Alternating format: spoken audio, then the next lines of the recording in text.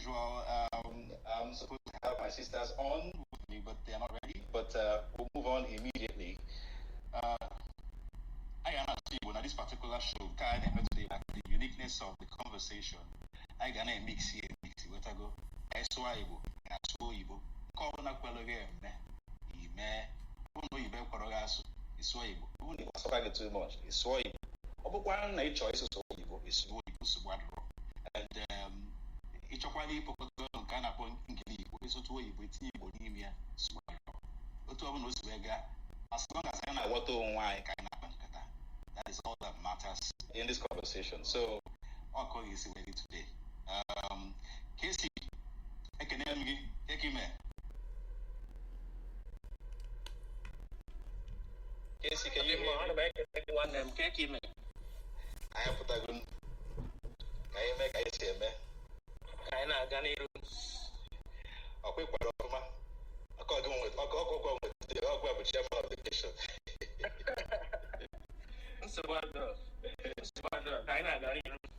Oh yes. Good.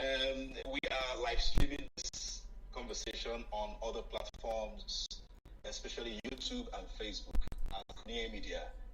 If you're on this conversation and you like what's going on, you can refer this to other people who are not able to come in to Twitter, who can follow us on Facebook at Kunie Media Official or YouTube at Kunie Media, and listen to what we're doing here live. At some point, we're going to be able to bring them in via another means to join the conversation, even though they are not on Twitter. But for now, I guess we're here for now. And please, we would like you to share the space, do everything you can to let people you know that this is going on. Share in your DP, share in your WhatsApp. Let's bring in enough people. This is a very, very important conversation. Once again, this is the Money Show. Money means Maka Odemandiwo. It's just an acronym. It's not about money. It's not about ego. It's about Odemandiwo. And it's a conversation for progressive Igbos. Rub minds, share ideas, and find the very vital solutions to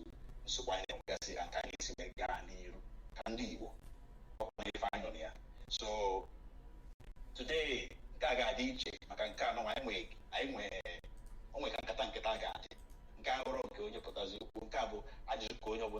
most people never got value today because if I got email today, I did to a little different from if I in business.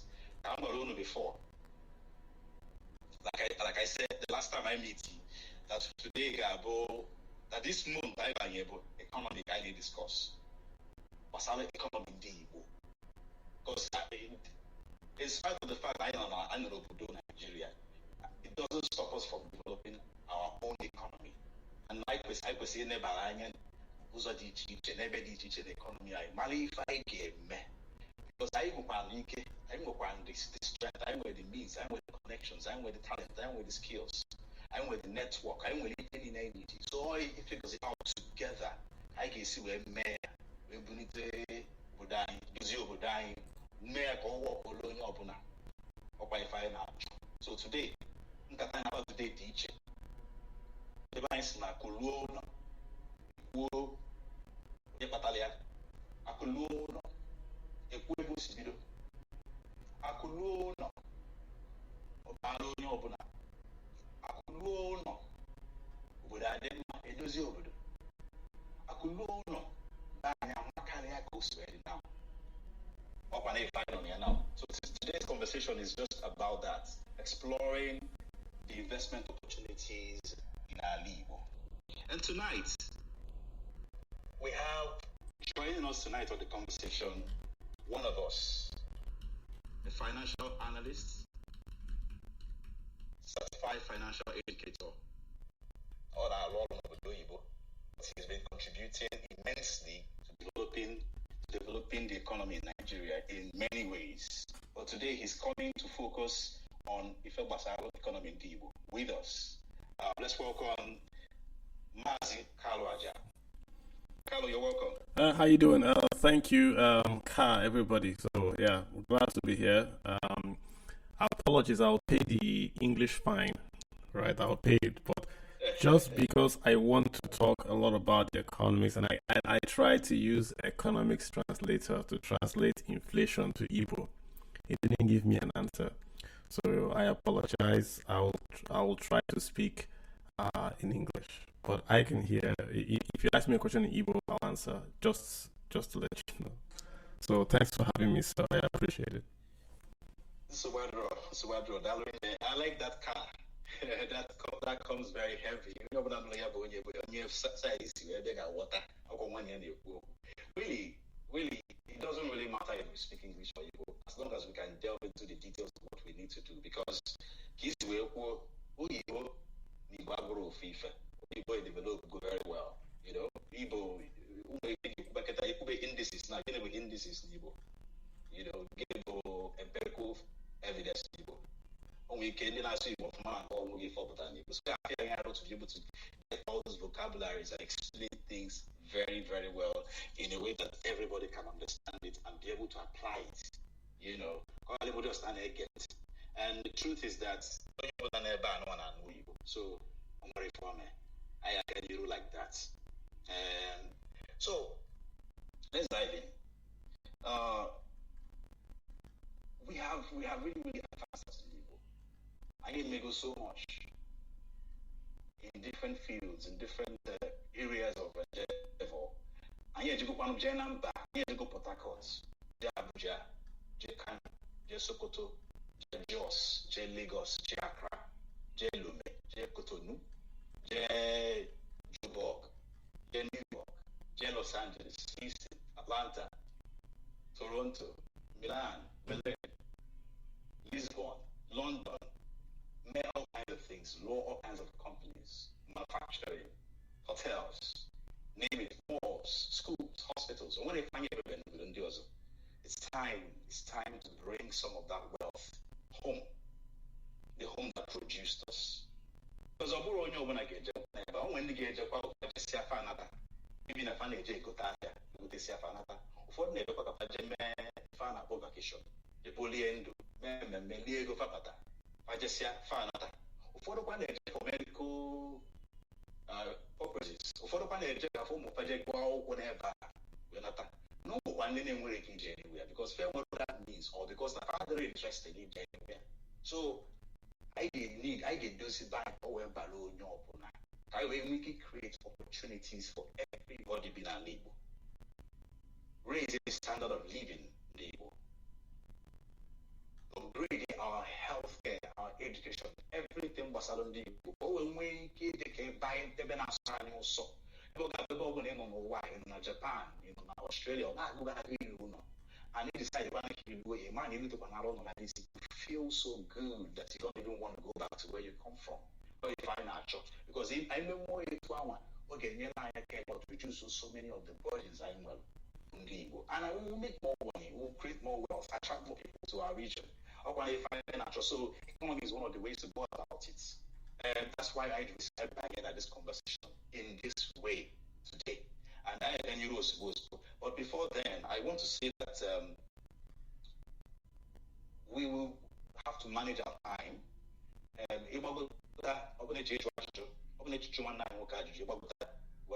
Just take 60 seconds, draw your question. I want to just state the rules. We have ground rules here. One of them is stick to the conversation. Second, go straight to the point. We don't need to greet too many people because I don't want time. I want to take so much time to exhaust it. The third one, Biko, respect the people listening to you and respect yourself. Fourth one, avoid a noisy surrounding. We quiet. We close their mic. That's all. And we are recording all these things that we're doing so other people can listen to it later. So today is more of questions. And if you're not interested in pressing the mic, but you can put a question on the comment section, feel free. Send your question, drop it on the comment section. We'll read it out from there. If you also want to press the mic and come and ask your question directly, fine. If you are in the field, in the economy field, right, and need advance, you can also come sometimes cheap if more if you know like to expand the conversation even further. Feel free to come up, request the mic, we'll give you the opportunity to ask a question or make any kind of contribution. I don't know. So, Kaganiru. Kyle, are you ready? Yeah, always. I like that.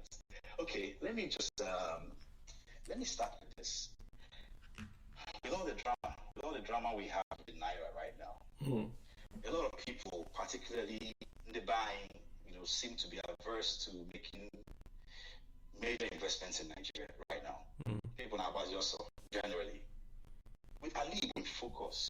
Is there any difference? Like, is anything different, especially considering the developments going on in Abia State right now, by Governor Alex Oti, and then the pressure that is putting on the other governors to perform better, because the light is on him, the spotlight is on him, and all the praises that is lavished on him makes every other person envious and puts pressure on them. So, Onweko Sidiche and Igbo, when you look at it from your professional point of view. Okay, so interesting question. It's a very loaded question. Let me try to answer it this way. If you look across Nigeria, when we say Nigeria, we're talking about the individual states. Now down to the individuals living in the states, right? Yes. What you see is that there is an incidence of poverty across Nigeria. So Nigeria itself is a rich country. We've got gold, we've got oil, we've got diamonds. So in Nigeria, the federation is a very, very rich federation. But once you move away from Nigeria to the states, to the households, you find this immense incidence of poverty across the country. And to be clear, let me define poverty for you. So because people need to understand what poverty is in Nigeria. If you earn less than 137,000, let's call it 138,000 a year, you are poor in Nigeria. So that bar is low, and yet there are poor people in Nigeria. So let me say it again. If you earn less than 138,000 naira per annum in Nigeria, you are poor. And yet, with this low number per annum, with this low number, you still have a huge incidence of poverty in Nigeria. So let's go somewhere. Where in Nigeria do you find a bit of respite in these poverty statistics? It's going to be in Lagos as a state and Southeast as a region. If you look at the numbers, and again I'm quoting from the Nigerian let me give you the exact words because I know it's being recorded and people are going to do a fact checking after this. So I want to make sure I give you the exact quote of where the report I'm reading from. So Nigeria did what we call a multi-dimensional poverty index study. This was done by Nigerian Bureau of Statistics. So I'm quoting the Nigerian multi-dimensional poverty index. If you look at the specifics, the region that has the lowest poverty, that's the Southeast. So across the board, in terms of the incidence, in terms of the population share that is poor, also in terms of the number of poor people, the lowest number is going to be in the Southeast. So if you add Lagos, then Lagos becomes, as a region or as a state, it surpasses every other state. If you drill down, if you take Lagos into the equation and you drill down and you say, okay, in these states, where can we find the region or the states across the board that have, should we say, are not poor?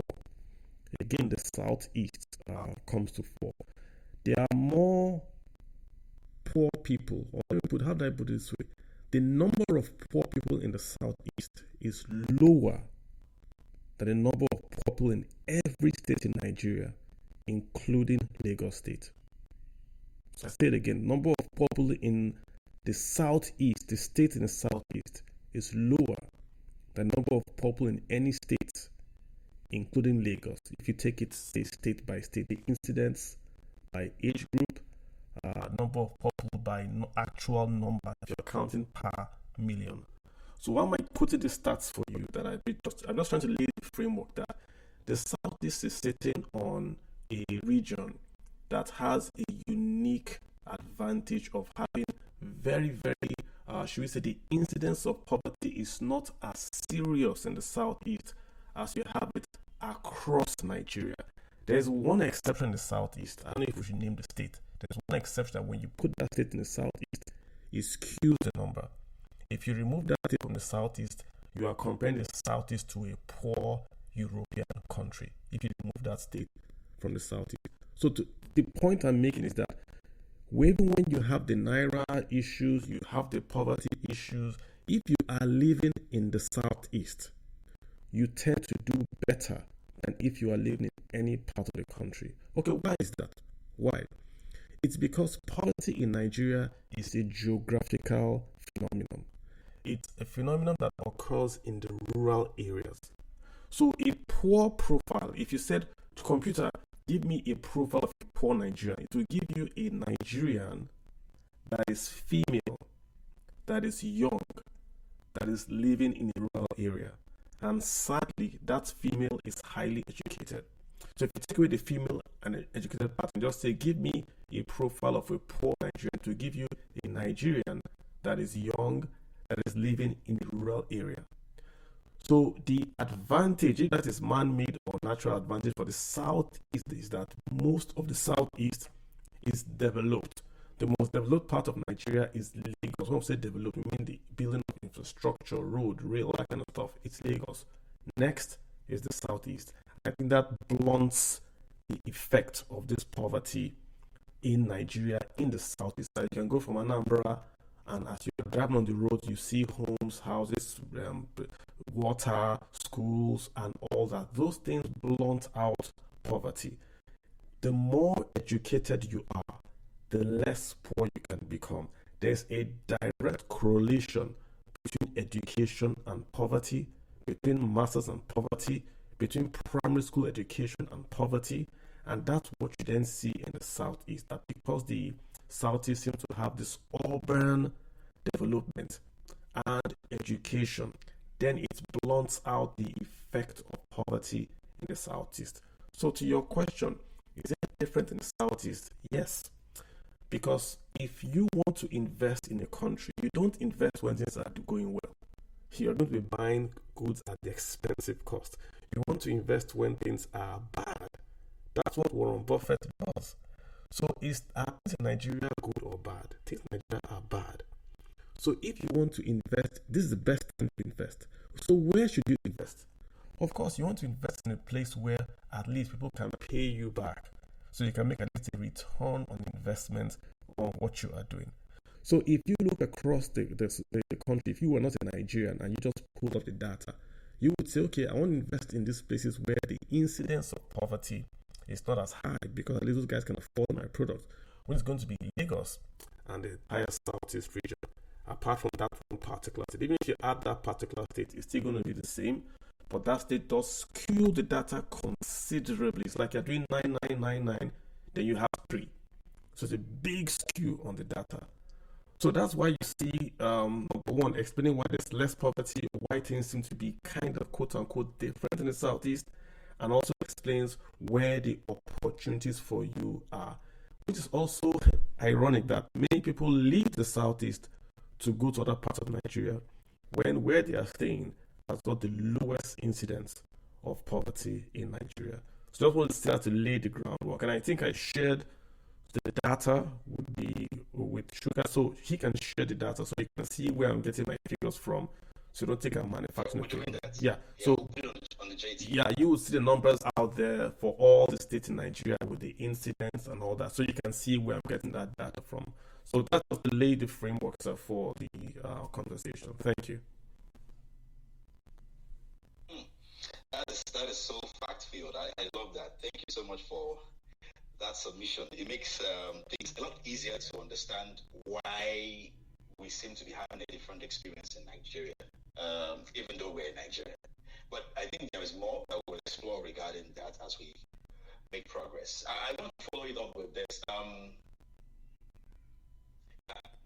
We know that there are a lot of bottlenecks, to doing business in Nigeria right now, even possibly more bottlenecks than Igbo. I don't know, I can't prove this, but that's the impression that is out there, that there is more bottlenecks in Igbo when it comes to doing business, which could be why people are navigating towards Lagos and Abuja and some other parts of Nigeria. And what do you consider to be the hanging fruits that we can easily latch onto and at least start the journey while trying to make the place more enabling for business? What are the hanging fruit that people, maybe medium scale or even small scale, or even people who want to invest in millions, what are the hanging fruits they can easily latch onto and start from there while we're waiting for this development that comes from all both private and public sector? So again, great question. So if you look at it this way, right? If you go to Singapore, you had a country that was just rocks, literally just rocks and people. This is what their prime minister: rocks, people, and rats. That was what Singapore inherited years ago, and they turned it from the rocks to a nation that is first class in everything. Everything in Singapore is now first class. What did they do? They educated the Singaporeans to become not even entrepreneurs, to become civil servants. They became the best civil servants on earth. Understand this. What Singapore did was to create a nation where if you wanted to apply for business, it could be done in hours, no corruption. If you wanted power supply, you would get it if you can pay. If you wanted to import your goods, it will come through the port, no issues, no bribes, no government inefficiency. So when people look at Singapore, they always think that Lee Kuan Yew went and trained people, and no. If you look closely, you don't see a lot of Singaporean entrepreneurs. What he did was to create well-trained, well-paid civil servants who then ran Singapore like a first-class company. You can't even chew gum and spit chewing gum on the streets of Singapore. It's a big offense. It's clean, it's functional, it works. When they built that, they attracted everybody on earth, and everybody on earth is in Singapore. Same with the Irish. The Irish, if you look back and you watch your movies, the Irish were invaded by the British. They were quote unquote as backwaters, as poor, as if you look at that movie Game of Thrones, the northern men, the quote unquote the Irish guys, and I'm being just using words and figures here. You don't think of the Irish back then as folks that can run a prosperous 21st century economy. You think of them as people that drink, redhead, potato farmers that suffered famine. But the number one country today in Europe that has attracted investments is Ireland. All the top Google 10, the top Fortune 500 companies are registered in Ireland. They are number one in this, number one in that. Just Google Ireland. They've attracted everyone. What did Ireland do? Infrastructure and laws. So Singapore did civil servants. Ireland did infrastructure and laws. Essentially laws, fiscal laws that says if you come to Ireland, you pay very, very low taxes. So Google is in all over the world, but they're headquartered out of America in, say, Ireland. So they don't pay tax in Ireland. The point I'm making is this. Whilst Singapore did civil servants because that was their endowment, Ireland did taxes. Then Nigeria, already the southeast, already has an entrepreneurial class. You already have people that are entrepreneurs from the get-go. The Gold Coast, the coast of Nigeria, was called the Oil Delta, not because of crude oil, but because of palm oil. Who was trading the palm oil? This was before you had slavery. Remember that slavery was a modern concept. Before you had slavery, you had people already trading with the British in palm oil in the oil delta. So it was called the palm oil protectorate and all that, because they were already trading. That's their nature. They already trade. So you don't have to invent or teach entrepreneurship to these people. They already know how to do it. Frederick Forsyth in his book, the only place in Africa, you can go to and not see Lebanese or Chinese trading is in the southeast of Nigeria. Frederick, a long time ago, because they are already, by nature or by maybe the circumstance of where they live, they are naturally curious. They like to trade, they travel, here and all that kind of stuff, So that's what they are. So if you are a government that already has these people, what do you do then? you empower them, you create the conditions for them to thrive, then you tax them. So you go and you say, I'm going to build an international airport in all the states in the southeast. I will connect the southeast to rail. I will give them port. I'll give them everything, because you know that they will grow if you allow them to trade. You don't need to do Singapore had to do civil servant because those guys are not naturally entrepreneurs. Chinese are naturally entrepreneurship. Lebanese are naturally entrepreneurial. But in Singapore, they are not 100% Chinese. They went for civil service, it's worked for them. Same with Ireland, they went for physical, the taxes, keep taxes low. They can't compete with the Germans to build goods. They can't compete with the English in terms of wealth. They can't compete with the French in terms of skill. So they focus on physical. But in Nigeria, you have people that if you give them the power to trade, they trade and they make money. Trade is the 1/3 of the pivot that keeps Nigeria's GDP afloat. You have agriculture, you have trade, you have IT.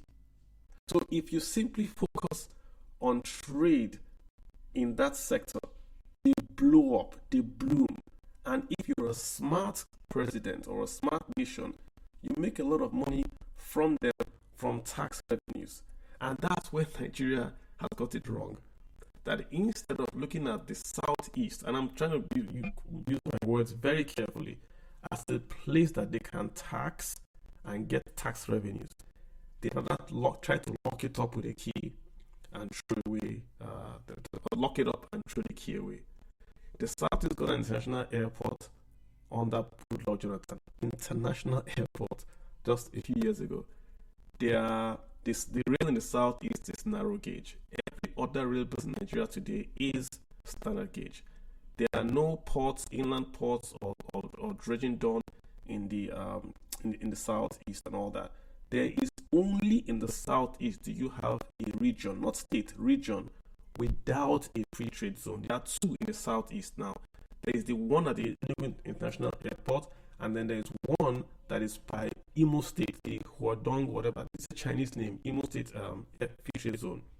Every other state in Nigeria, every state has at least one free trade zone. There are some states that have 2 or 3. Lagos has more than 7. In the entire southeast, you have only that one in Imo. What I'm saying in quote because that was supposed to have been in Imo, but the guys in Imo were not competent to attract the Chinese. Again, I'm not saying as it is, and the Chinese moved to Lagos. So that one was a quote unquote free trade zone. The other one was the one that has the Enugu International Airport. There's a free trade zone there, and that's what the entire southeast has. A region that has the largest market in Sub-Saharan Africa, the largest cluster for automotive trade in Africa, Newi, the largest SME cluster in Africa, Aba. These 3 clusters alone have no free trade zone. And that's where you go into your question now. What are the low-hanging fruits? Create the infrastructure, allow the people to thrive. That's all. There is no low-hanging fruit. Just build the infrastructure and step out the way. Build the 10-rail road, build the market, or just pass. They don't even need to build anything. Pass the laws and get out of the way. And then they will build everything by themselves. Onitsha. Go to Onitsha. Onitsha is Hong Kong, built 100% without federal or even state money. Just do an aerial view of Onitsha. Very soon, they will start to demolish those 4 or 5 apartment complexes. They're going to start to build skyscrapers on Onitsha. Once one person starts, they will build a 15-foot skyscraper. Once the first one is built, everything in Onitsha will be demolished and to now be 15-story skyscrapers, just like you have in Hong Kong. It will be exactly what you have. But Hong Kong has got a river port. Then someone's going to do barges. The largest inland port in Germany, Duisburg, in Europe, almost Duisburg. You have an inland port on Onitsha, but it's not being used. So I'm trying to ask you a question direct to say that there are no low-hanging fruit. The main issue is that you are putting a lid on boiling water. Just take the lid off the boiling water. Let the steam go as it may. The economic steam, I mean.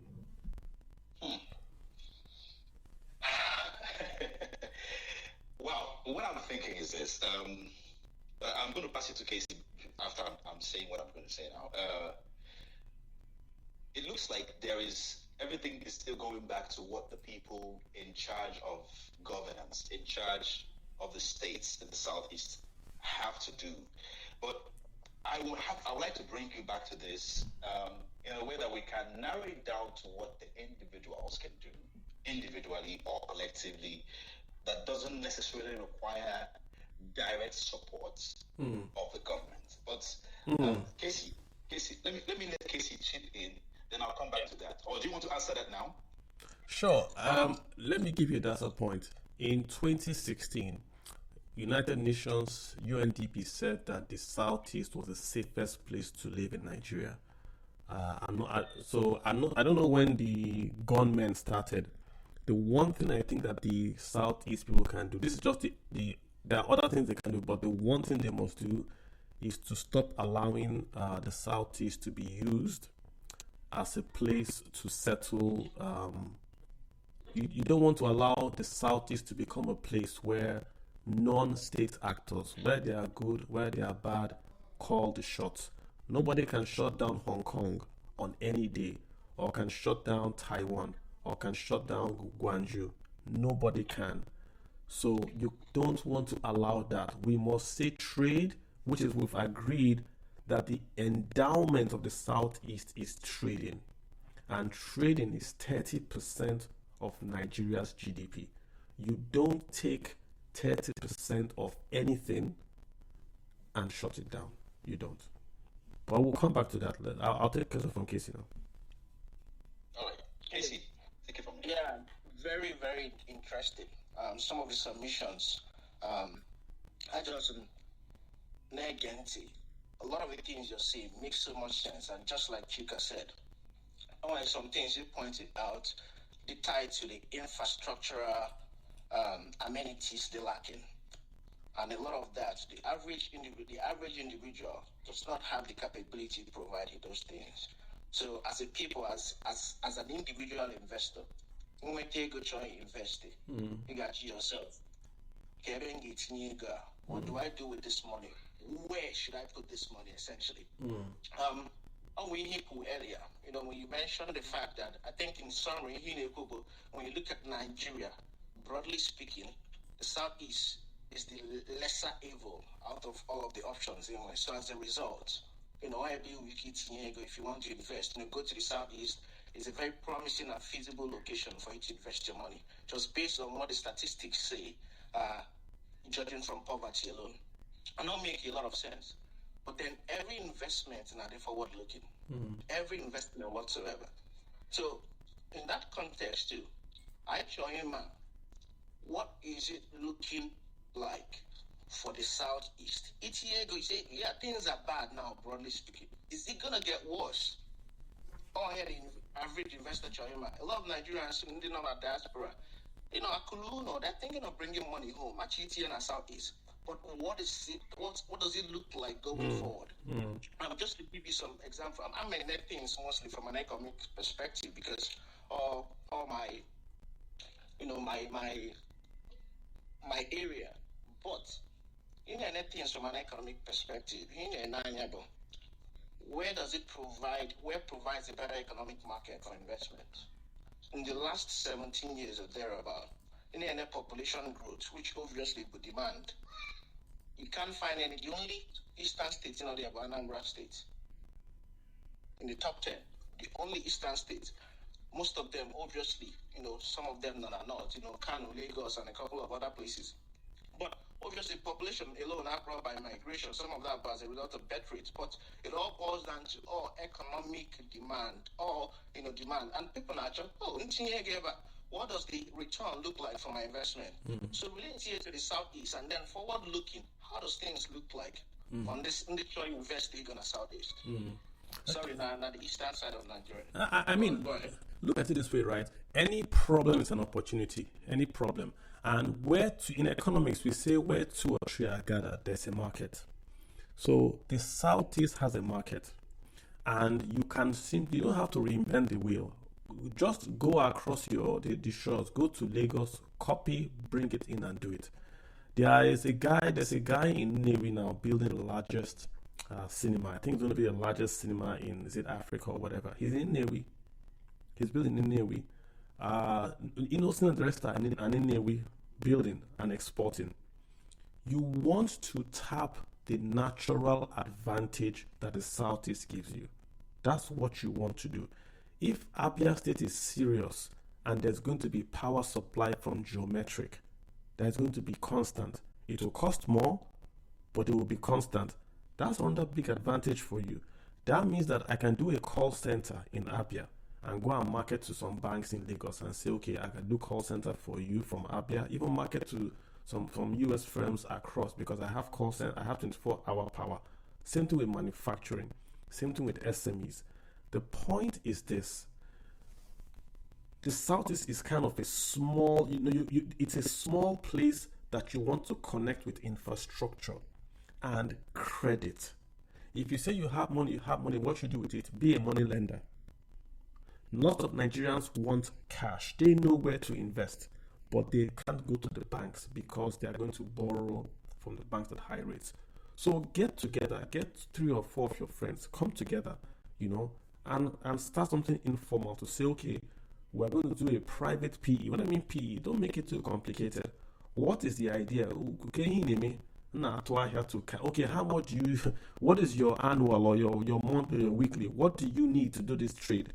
Oh, I need $1 million every 6 months or every 3 months. Okay, we would finance it for you at 15% and you pay us back. But you need to have people you can trust, people that can run this for you. When I was in Nigeria, I went to the market and I was asking, I would go to a shoe guy. Where do you get your shoes from? Oh, my friend overseas will get these shoes, put in a container and send to me. How much do you pay him? Whenever he comes, I pay him whatever I can. I go to the bank, I borrow 4 million and I give to the guy. The guy will import container for me for 4 million. What do you pay in interest? 20-25%. I try to, when I bring the container in, I try to sell it immediately so I can pay the bank back. If I don't pay the bank back, I lose my money. This is what the guy is saying. If that guy got the same 20%, but at 6 months interest, he wins, the investors win, Nigeria also wins. There are lots of people in the Southeast looking for capital to invest. But lots of people abroad have capital but are looking for, should we say, established business to invest. Building homes is no longer an investment. There is no return in building a home and renting out. Calculate the rental yield. You buy land, you build the land, what is the rent? It's no longer really a good investment unless you are building 1-2 bedrooms or you are doing short leases. Then you can say you are turning your money around. So you've got, especially if you are abroad, you've got to get into this game, get your fingers dirty and say you want to finance or fund local business in Nigeria, because the banks are charging nearly 30%. If you're coming with 10 to 15% with a structure and a framework that you can lend money and get the money back, you're going to make money. Again, I'm not saying you should do something formal. You need a formal license to lend anybody money. I am saying you should go partner with the guys already doing this. There are people that do informal lending already in Nigeria. There are folks that are also building private enterprise in Nigeria. Go and invest in them. That guy that is building that mall in Nnewi, he's not doing it with bank loans, right? There are many folks that are doing things in the Southeast. You don't have to go far. Just copy what Lagos has done, bring it back to the Southeast. It's a veritable place that you can invest. As last point, we must stop this thing of saying Imo is this political party, Abia is that political party. It doesn't matter anymore. Right now, try to build a regional economy whereby you can move your goods from this state to that state and make your money. Think of the Southeast as the Southeast Asia. You've got to manufacture and export, or manufacture from the Southeast and export even to Nigeria. Nigeria has got a big issue with power supply, but you've got gas in Imo State. You've got geometric in Abia State. How can you take advantage of this? If you can't do the small things, do the big things. If you can't do the big things, partner and do what can work in your village. Canada, lots of Nigerians are in Canada. They want Nigerian food. Get organized, get the proper packaging materials, get your vegetable, package it, put it in carton, take it to the plains. The plains are leaving Enugu, they're leaving Lagos, they're leaving Abuja empty. Export your vegetables or your yams to Canada. Get involved. You can't do it alone if you don't know how to, but people know what to do. Yeah, I want you to also invite a guy. I'll send you a name to it. We're going to invite a guy for your space. He will tell you he's growing dwarf palms, he's growing papaya in the southeast with investors. He can't meet demand. In the southeast there, he's growing to invest. So bring him also to your space. He has more of the technical expertise on what brand of papaya, what land acreage you need, and all that. So agriculture, post-agricultural processing, just take cassava, which is everywhere in the southeast. The Chinese want ethanol. Nigerians cannot supply enough ethanol to China. But if you go to every village, you see cassava in the ground because it cannot be harvested. You know why? Because of the cyanide. If you have a cassava processing plant that will turn that cassava in the ground to just powdered cassava or high quality cassava flour, that alone, you are creating jobs, you are creating exportable income, you are taking advantage of the natural attributes that are in the southeast. Something as simple as that. There's a machine sold by the Dutch guys. What's it? DATCO, DATCO. It's a container. You bring it to the local government. You put cassava at one end. It can give you high quality flour at the other end, or just cassava paste at one end. It used to cost back then 4 million naira. I'm not sure how much it costs now. DATCO. DATCO. I'll try to put a link for you guys. That machine, if you bring that machine to the southeast, where do you lose money? Tell me how you lose money with that machine. Cassava. The market will bring cassava, you put it in there, you give them cassava paste. That means they can store the cassava. You can even buy the cassava from them, convert that cassava to cassava ethanol or high quality cassava and export, because you have the capital, you have the connections. They want to give you their cassava and you pay them. Same thing, soybeans. Number one largest export now is cashew nuts. Then you have cocoa. Cocoa is also now being grown in Akwa Ibom, also in the southeast. So if you've got the money, don't do it yourself because you don't know anything about agriculture. Partner with people that know and become the financial partner. What do you need to do? You will come in with the money and you will invest.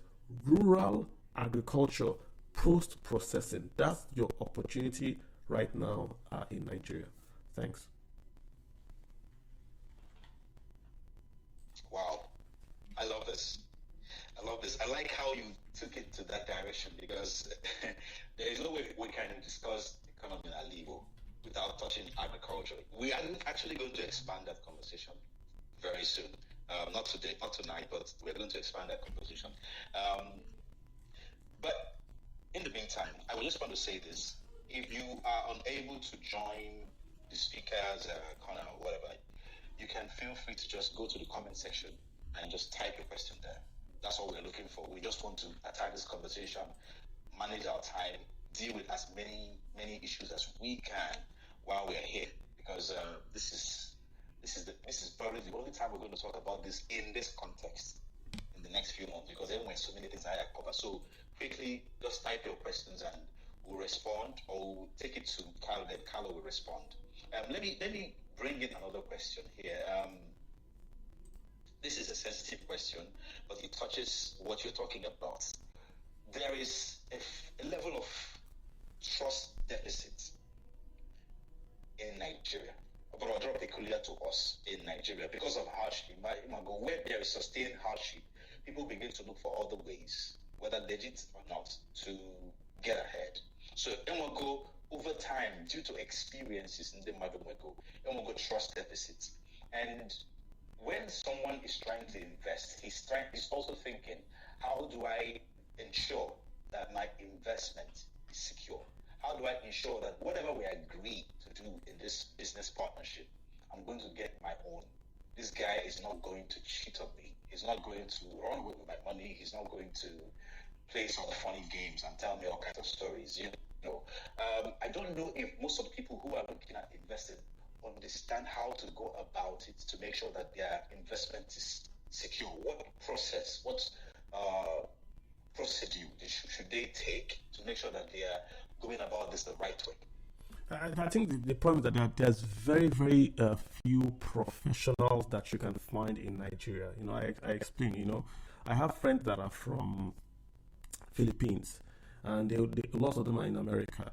And when they want to go back home, they have these companies that are in the Philippines that you can pay money to here in America. And those guys will build you a house in the Philippines. They are organized. It's a company. They can't run away. You pay for the house you want. They go to the place and they build it for you. You pay in dollars. It's organized. They are organized. They know what they are doing. Same with the guys in Taiwan. They have all that. What we are missing in Nigeria is this professionalism, where you have a company that can do this for you. Lots of folks that you see in Nigeria are looking for the money. Once they get the money, then they don't care about the service. So imagine if you were a company and that was just what you did. The diaspora will give you money. You go to their village and you build them a home. You charge them extra. Most people will pay. They don't want to send one to their uncle to build a house for them. They just want you to build it for them. And most people will pay. That's the business opportunity right there. Or you are what we call a fact checker. You have a company where your job is to go and verify claims. So someone says, I gave my uncle to build money to build a house. My uncle said they built me a house. Go and verify it for me. Those guys will go there and verify that, yes, this house is being built. This is the picture, or this is the title. How we have in America, title companies. That's also another business opportunity. We've not built the infrastructure, not just in the Southeast, but across Nigeria for business. You can go online in America, look at a house. It will tell you who bought the house, who owns the house, when the house was fixed, when the roof was changed. It will tell you all that. That's under business opportunity. Nigerians will pay for a service that they can go to a geographical plot, put the GPS, and to tell them if that land is registered in the state for building or for agriculture or for anything. Nigerians would pay for that. These are three opportunities I'm giving to you. We are focusing on the surface investment, but nobody's going beyond that surface to build out the infrastructure, the pipes, the plumbing of a real diaspora investment. Diaspora want to send money home. They don't have time to chase anybody. They don't have the time. But if someone could take that off them, the person would win. And once one person starts, everybody's going to become organized and serious, and it will now become, this is how it's supposed to be. We have a lot of quote unquote charlatans, a lot of like I said, fraudsters that are around. And you don't remove fraudsters by prayer. You take away fraudsters by processes, procedures, and all that. So it goes away. You want to build a house, okay, fine. This guy will sign up, he'll verify you. So your uncle knows he can't run away with your money because he's going to be checked every step of the way. And there are companies that do that at the big level. SGS does that. So get a local guy and say, okay, in anybody building a house in the Sequato local government area, send me your information. I will do independent verification. I'll take a picture, I'll take a video, I'll make sure they pay the local government. That's a business plan that any diaspora will pay you for. So we can't use emotions for business. We use business process to solve business problems. So many of you have friends back home in Nigeria. They are educated, they don't have a job. Sell one of these jobs to them. Set up an office. Advertise it in local government area. Say, if you want to build a home, send me your information. We will track it for you. People will pay. Or I know a guy that does it personally. He will give you plans. He will build a home for you in your village. But you need to scale. The problem is scaling. You can have a good idea, but can you scale that idea to do it in the second local government, in the third local government? The answer is yes. But you need to understand business, not the buying and selling, but the how to run an office, where files should go to, how you should process things. Education in Nigeria has failed. So what we take for granted is now affecting us. If you go to the States here, You go to an office, you see those women that are secretaries. They are trained secretaries. They know how to file. They know how to type a letter. They know how to write a letter of content. But if you come to Nigeria, you hire your cousin as a receptionist. She's just sitting there answering the phone call. So she can't do that business value addition. And that's what we need to build. That's what those technical colleges are supposed to do in Nigeria, to create the plumbing around business so business can thrive. Without having that, it's difficult to grow. But it's an opportunity. Every problem is an opportunity. If you have a cousin, he's going to university, he's doing nothing, buy him a car, fund an office for him, and say, why don't you do this? Let him start from there, and then take it from there. So that's how I'll put it, sir. Beautiful. Nah, even this way, we're style. Drop a very serious bomb here as a solution. Then at the same time, but one table just right now. At the same time, like I saw what you did there, and that's very important. Our business practice needs to be rejigged, need to tweak it, because if I in a matter work well, and like you said, professionalism is very important. And I'm sure there are people here listening to this conversation who can see the opportunity clearly. Yeah, and in case you don't mind, if you don't mind, just a quick one. Yeah, social and welfare remittances in Nigeria are about 25 billion. That we can count to dollars. Social and welfare remittances. That means that I'm sending Mama Emeka is getting money from Emeka in Houston. He sent it through Western Union or through a bank, and we can count it. That's about 25 billion. India is doing 110 billion. Pakistan, all these countries. Do you know that Gambia per capita does more remittances than Nigeria? You know, we can get 25 billion, but with Gambia's population, they are doing more than any country in Africa. Gambia, small Gambia. We need to make, again, another opportunity. Any city you go to in America, there are Igbos there. Why have the Southeast governors or a Southeast governor not gone to the US? There are all these small banks, they call them credit unions or whatever. You can even register one. Partner with them and tell the Nigerian diaspora, if you want to send money home, go to that bank and put the money there. They put the money in that small credit union in Houston. The money is not being transferred. So you don't need money transfer license. The money sits there in dollars. Abia state government or whoever the investors are will give the naira to the Nigerian person here. So what have you created? Abia has now created an account in the US in dollars owned by the Abia state government. How is Abia state government paying back?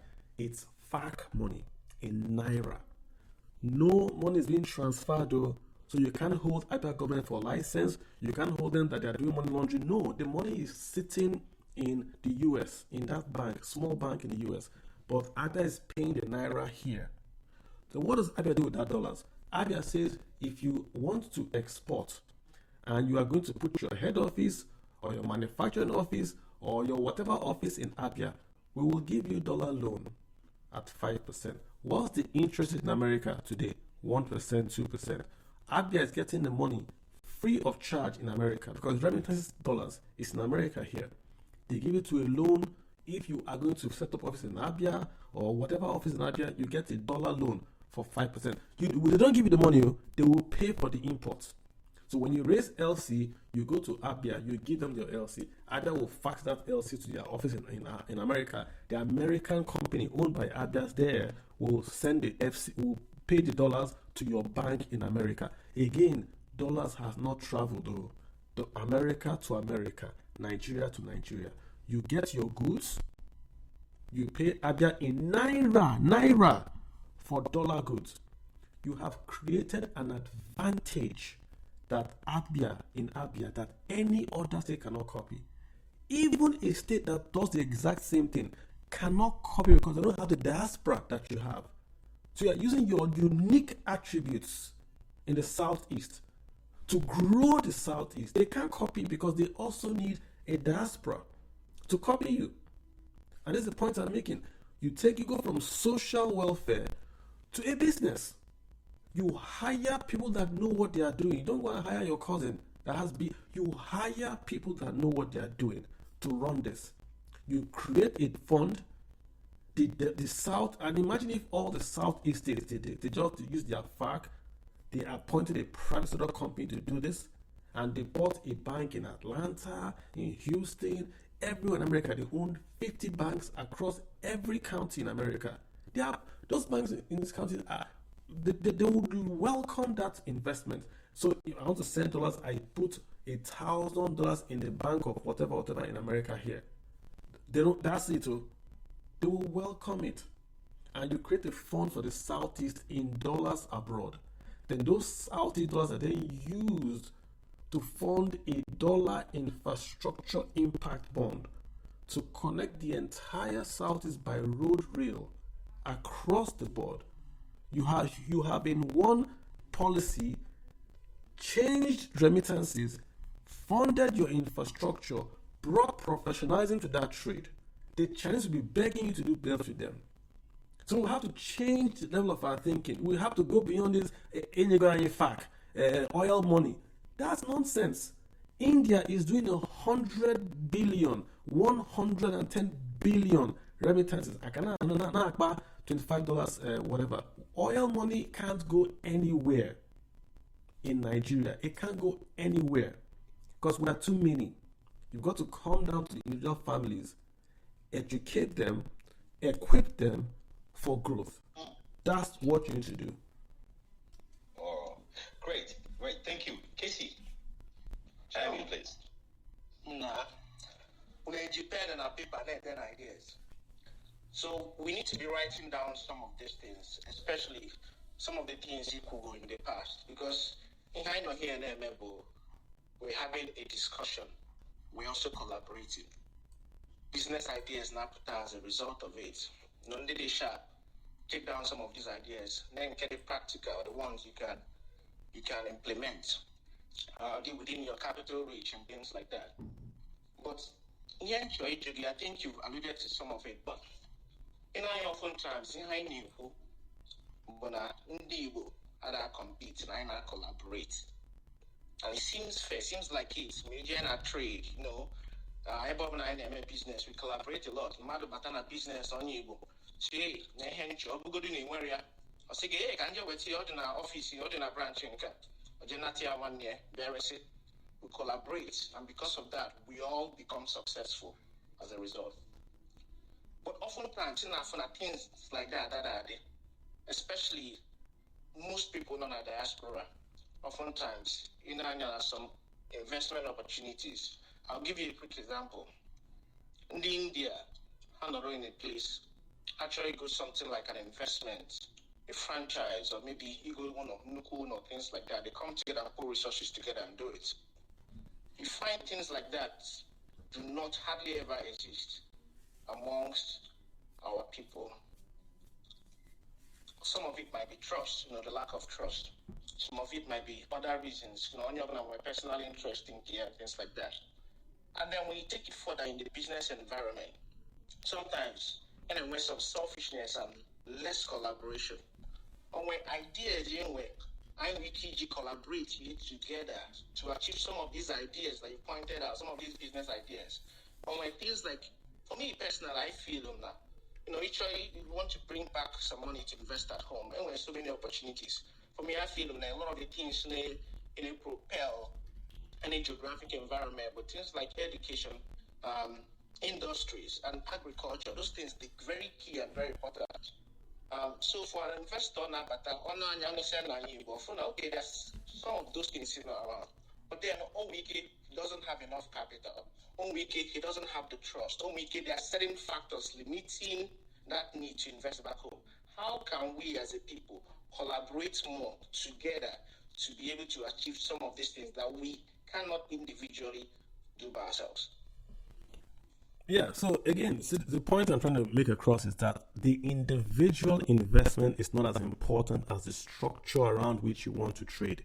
You mentioned the Indians. I had a space with Indians a long time ago. When Idi Amin drove the Indians out of Uganda, some went to Canada, some went to the US. When they got to the US, I believe the US government gave each family $10,000 as a grant. That's you take $10,000 for each family. You know what the Indians did? They would form 5 families would form a company, 5, 8, or whatever, and that company would then go buy a motel. Why a motel? Because they had to stay somewhere. So they bought a motel, they lived in the motel, their kids worked in the motels, right?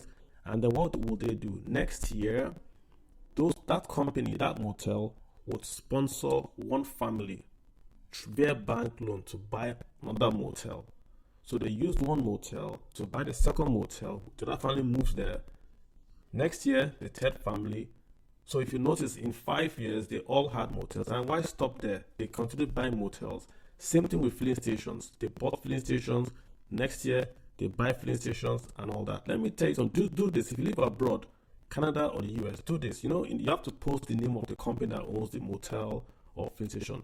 Go and look at the name of the company that owns the filling station or the motel or the U-Haul in your state. You see the name Patel. Patel is the name of like a family. It's not one family. It's just how that same model was used across America by different Indian groups. They call it Patel. That's even what they call it now. Indians today are the richest nationality in the US. Indians as a people are the richest, richer than the whites. Next is the Vietnamese or the Taiwanese. Next are the Filipinos and all that. These 3 guys have the same thing in common. This coming together to maximize, to turn 1 + 1 into 11, not 2. So the structure is more important than the idea. Same with the Chinese. When the Chinese come together, they have their way of going to don't invest, they pull money together and they borrow from their own community, not from the bank, from their own community. So the point is, Igbos are already in Canada, in Germany, in the US, but you have sub-units. You have one Igbo guy in Duisburg doing something. You have another guy in England doing something. Why don't you come together? You don't have to come as an individual. See, get a structure and you say, I don't know anything about business, but I have $10,000. I will put it into this fund. That guy says, I am importing spare parts from Germany to Nigeria. I need $10,000. That's a marriage there.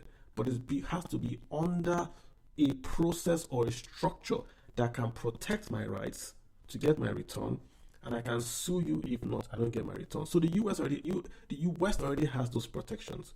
But you go to the US, create an SPV instead of having town union meeting. I'm in America, they say we're going for a town union meeting. I go there, we're eating, we wear kente, we laugh, we eat jollof fries, pounded yam, everybody takes picture, we go home.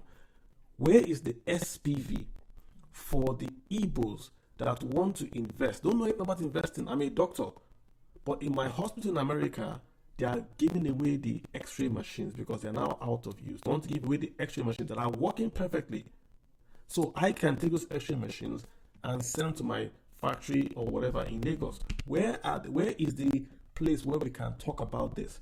Or I have $10,000. It's in my bank account. I don't need it. I want to give it to Nigerian. Where can I go and talk about this?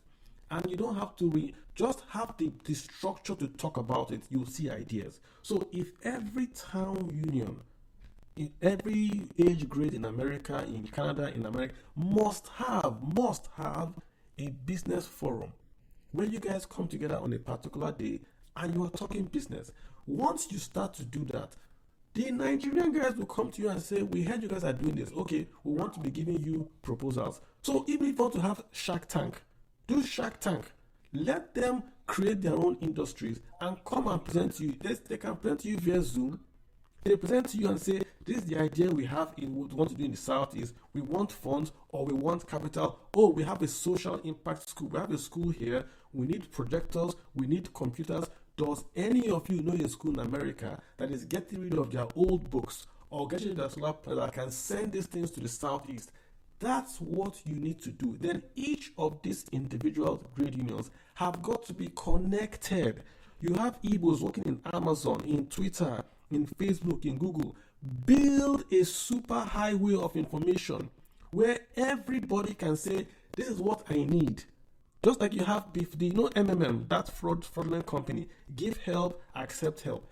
Build a real one. So you are in Abia State, you want to renovate your school, you are looking for 5 computers, you post it there. They verify that you are real. It's posted there. I am from Anambra. My mother is from Abia, right? I have in my company, we've changed from flat screen to big screen because of bringing whatever. We have computers that we're going to throw into a dump site. I will take those computers, send them to Abia State. Who will pay the cost of the financing? Someone can say, hey, I will pay for it as a contributor, as my philanthropy. I contribute to that company, to that entity that is registered with the IRS as a profit company. I get tax-free status. So I contribute. IRS gives me tax-free status. I move computers from America to Abia.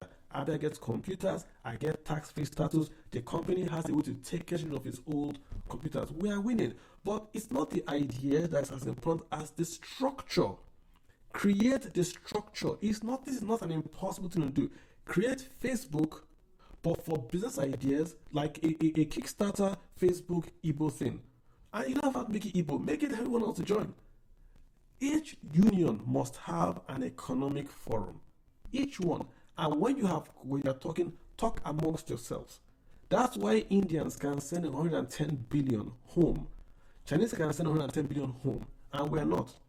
In China, they have something called 1001 talent. I think it's 1,000 talents, which means the Chinese government, if you work in America and you are willing to return home to invest in China with your knowledge, China has money, they want your knowledge. The Chinese government will bring you back home and set you up. There are many doctors in America that are Igbo, that are tired, they are old, they've relaxed, they want to come back home.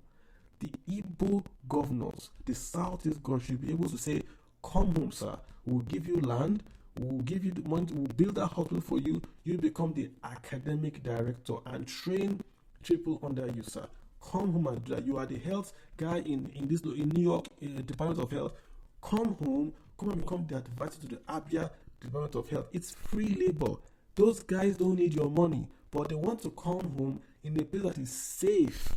They won't be kidnapped, and they can do consulting for free for you. Take advantage of your unique attributes. Build the structure. The economy will take care of itself. Don't worry about where to invest. Build how you can invest. When Mark Zuckerberg started Facebook, he didn't know today he would buy Instagram. He simply started Facebook. The rest will happen by itself. Thanks. Oh, great! This is great. I'm enjoying this. I don't know about you guys. I'm enjoying this so much that I'm going to come back to listen to this. In fact, I'm going to share this to people I know, so they can actually benefit, because this is too small a room to get all of this information like the way it's compressed, and everybody can understand what it's saying clearly. I love this. I'm loving this. I'm enjoying myself, and we have to do something here. Please, if you enjoy this conversation, share the space on your DP, on your DM, on your WhatsApp. Let people who are in touch with you know what's going on, because we're still here at least for the next 1 hour plus or 2 hours. So tell people you know. Also tweet it on your timeline. Let people following you see what's going on here, so they can come and join the conversation, so we can expand the audience, because we don't have to be greedy. Yeah. Anyway, Nello, take it up from me. Nello, are you there? All right. I think we should move to the speakers, the people on the speakers corner. I am trying to figure out who came first. Onyeka, let's hear your question. You can hear me. Yes, I can hear you. Can you hear me? Hello? Loud and clear. I'm listening. Okay. Yeah, Dalu. Yeah, Carlo, Dalu. I mean, you are a man that I am proud of, even if I disagree with some of your views. But I mean,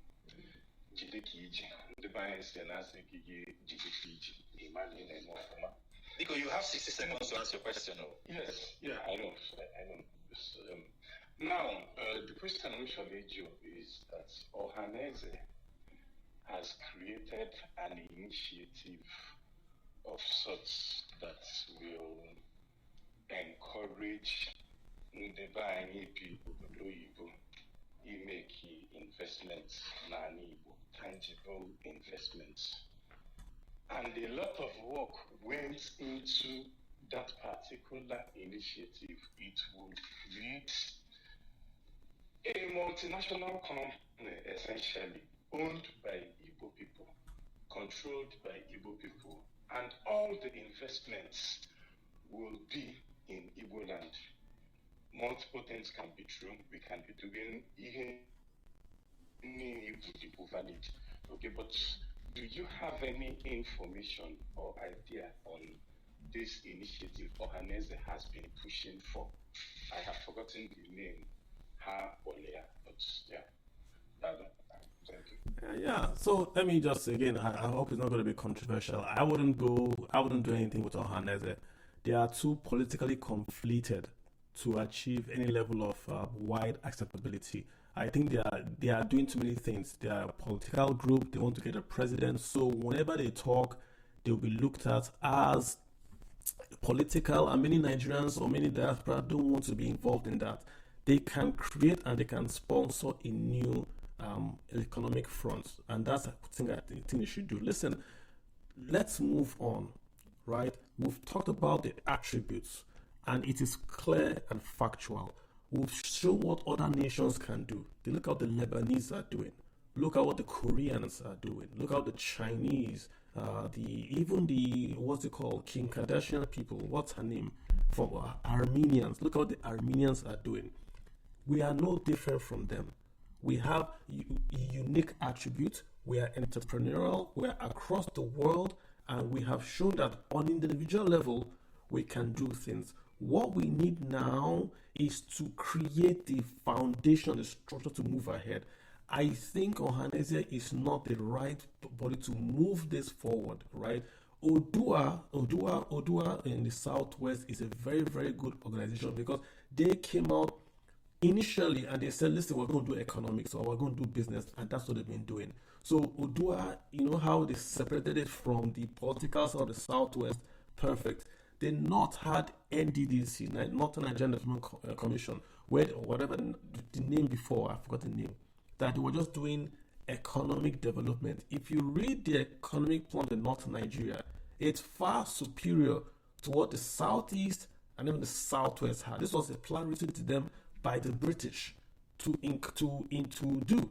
They started it under Samuel Bello, but they lost their way. That's why they are where they are today. Listen, you have a quote-unquote Igbo woman as the trade person in the entire world. You have Igbo folks in Canada on the cabinet. You have lots of Igbo entrepreneurs across the world. You can't bring people in and say, sit under Ohaneze. They will be looked at as political or tribal. Create an SPV. It doesn't matter if they're Igbos. Bring in anyone that wants to join. But you say your focus is to invest in this. If I'm Yoruba and I want to invest, bring me on and create a structure that can attract investments, do research, and give me comfort, safe harbor. I put my money in and buy sure that entity can invest in the Southeast and make money and return back to me. That's what you want. Create something that is international, has no appendages, has no adoptions, that can borrow money, can have its own name. You get where I'm going to, and then leave it just work by itself. But there are too many politicals that you don't want to bring into this any structure. If you do it that way, it will work better for you.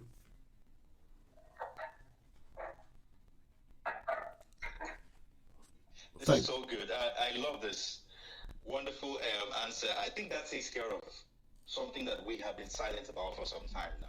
We can't wait for one particular group to do everything for us. Some of the things that we're expecting people to do for us, we can organize ourselves and actually get it done. I mean, this is our time. These guys, most of them are actually in their old age. We can't expect them to do all the things that we should do for ourselves. So I think it's time for us to dig in and begin to organize ourselves and put some structure and some framework on ground that will help us to do our investments, because we're the ones that are investing now. And then they can benefit from that. I mean, that's the benefit of having trained us in school, sent some of us abroad to go work and gain experience and exposure.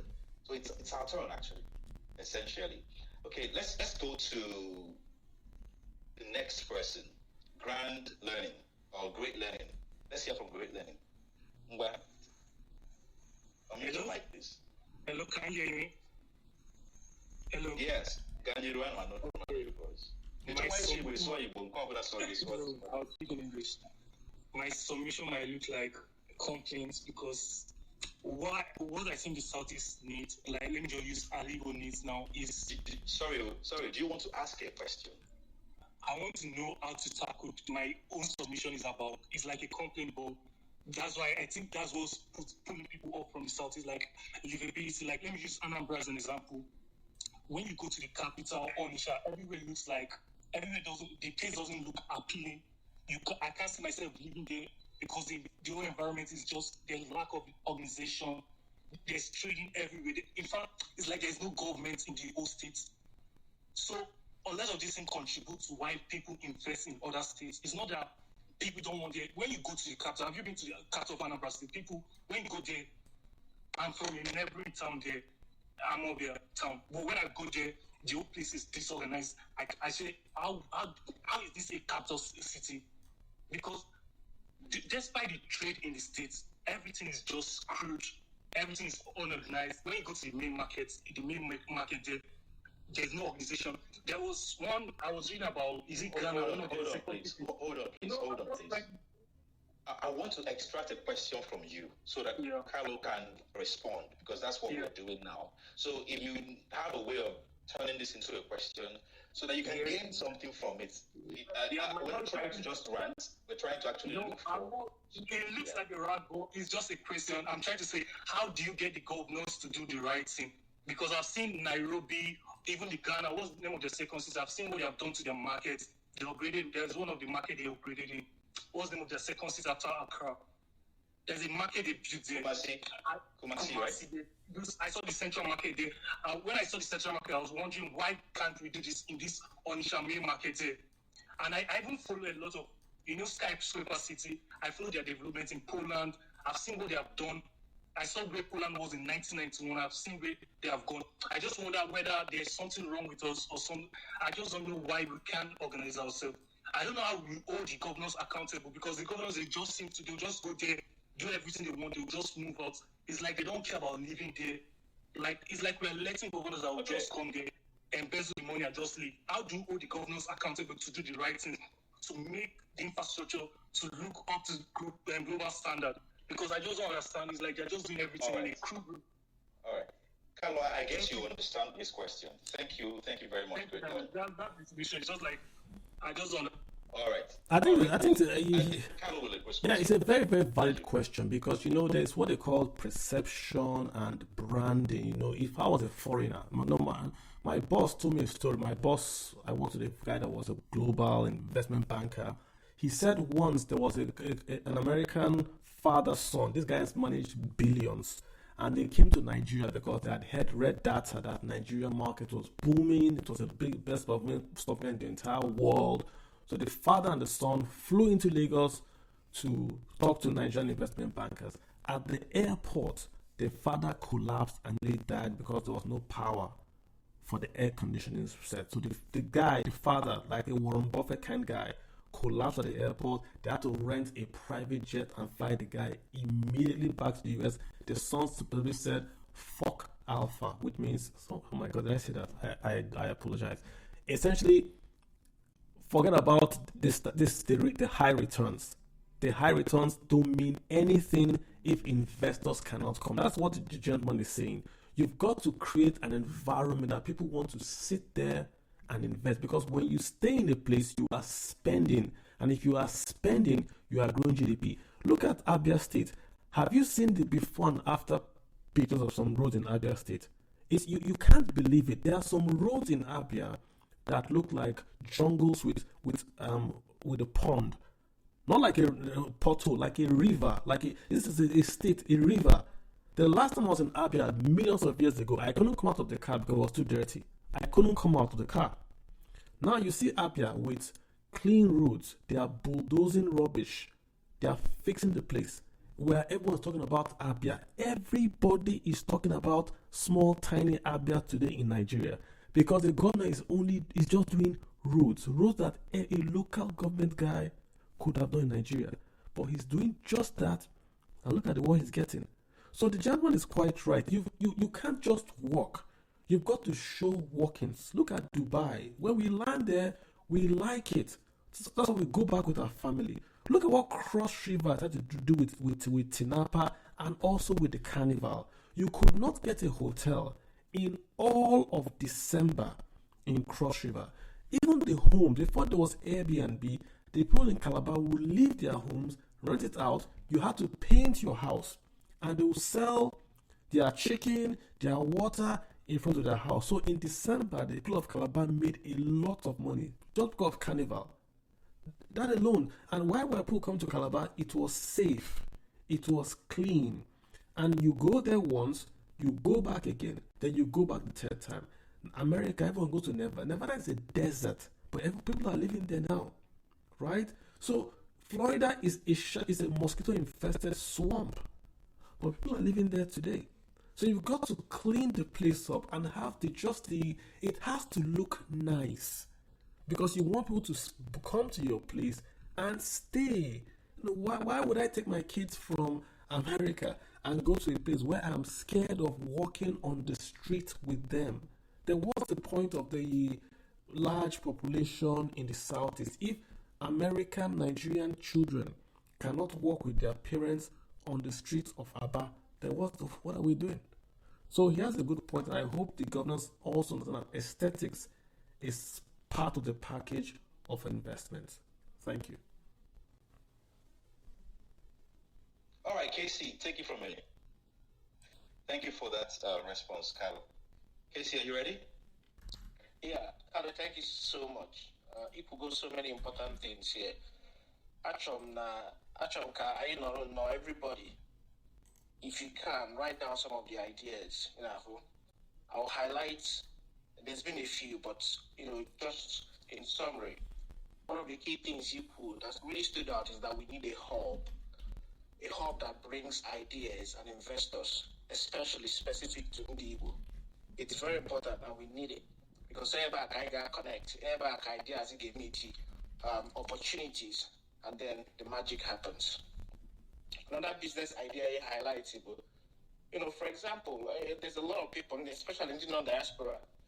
You send money back home to your uncles, your aunties, on your logo, building this hotel and different investments.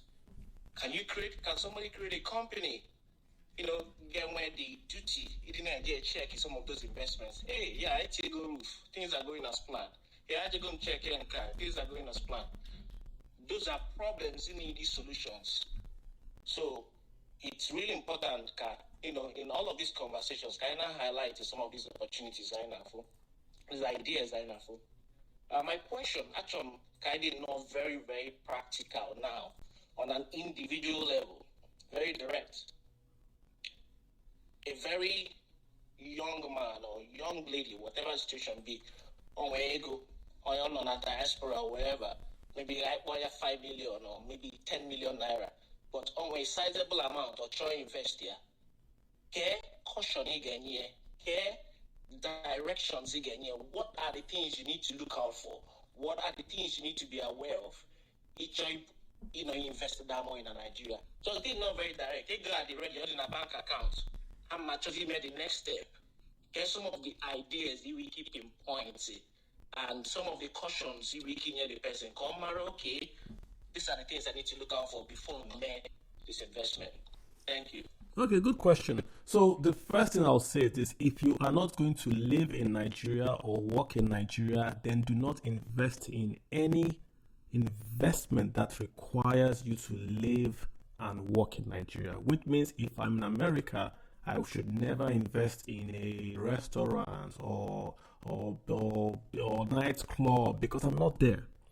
I can lend the person money and the person will pay me back. But that I should invest in that business and I'm not there, no. Because if you're not there, even if you have someone like we're talking about managing it for you, the person we're talking about is just going to look and see if a roof has been built, if tiles have been put there, but he's not going to be the one reading the books for you. So if you're a diaspora guy, you don't need a headache. If you're not going to be there, don't invest in any business you're not going to be there. Lend them money so you can do debt financing, but equity is a stretch. I don't care if it's your brother, it's a stretch. Number two, if you take that out of the picture, then what should that Nigeria invest in? Nigerian fixed income securities are offering very, very high returns. If you go to a Nigerian bank today, there are dollar investments, legal dollar investments that you can invest, and they pay you nearly 4-5%. FCMB has a dollar fund. I think it's IBTC has a dollar fund. I believe it's they call them is Invextus. They are Afri Invest. They also have a dollar fund. I think UBA also have something like that. I'm not sure. But this is that in Nigeria, you can invest dollars in Nigeria and get a dollar return. So in America, dollar savings don't pay you anything. They pay you 1% and all that. It's only when you do a certificate of deposit abroad that you get a higher rate of return. But even those certificate of deposits are maybe for 6 months or for 7 months and all that. Yes, you can get higher ones, but overall it's shorter term and it's guaranteed. But in Nigeria, that's where if I'm chasing returns, that's where I'll go to the debt market because I'm getting a guaranteed return from that. If I want to take more risk, I can consider putting my money in equities. In Nigeria today, equities are about 36%. That's the index. If I bought all the shares in Nigeria, I'll make about 36%. That means I'll lose some, I'll gain some, but I'll get 36%. Inflation in Nigeria is about 33%. So equities in Nigeria currently are beating inflation. I'll be very careful about property in Nigeria. The problem is that land in Nigeria is very expensive. So when you buy property in Nigeria and you want to build a house, if it's to rent out, you can do that, but you're not going to make money from that. The yield for rental in Nigeria is very low because the cost of buying the land and building is very, very high. So it's not a question of if you can build a home. You can. But if you build a house for 100 million and you are collecting rent of how much? 2 million. That's 2% rent. If the house cannot pay you 10%, there's no point doing it because you can take that money and put federal government bond and get 10% in Naira. So there's no point building a house if the house will not give you rental yield of 10%. I'm not talking about the property appreciation. I'm talking about the rental. So if you build a house for 100 million, it must pay you every year minimum 10 million in rent. If it's not paying you 10 million in rent, there's no point. The only property you might consider doing is if you have property or you want to buy existing property and convert it to short-term let.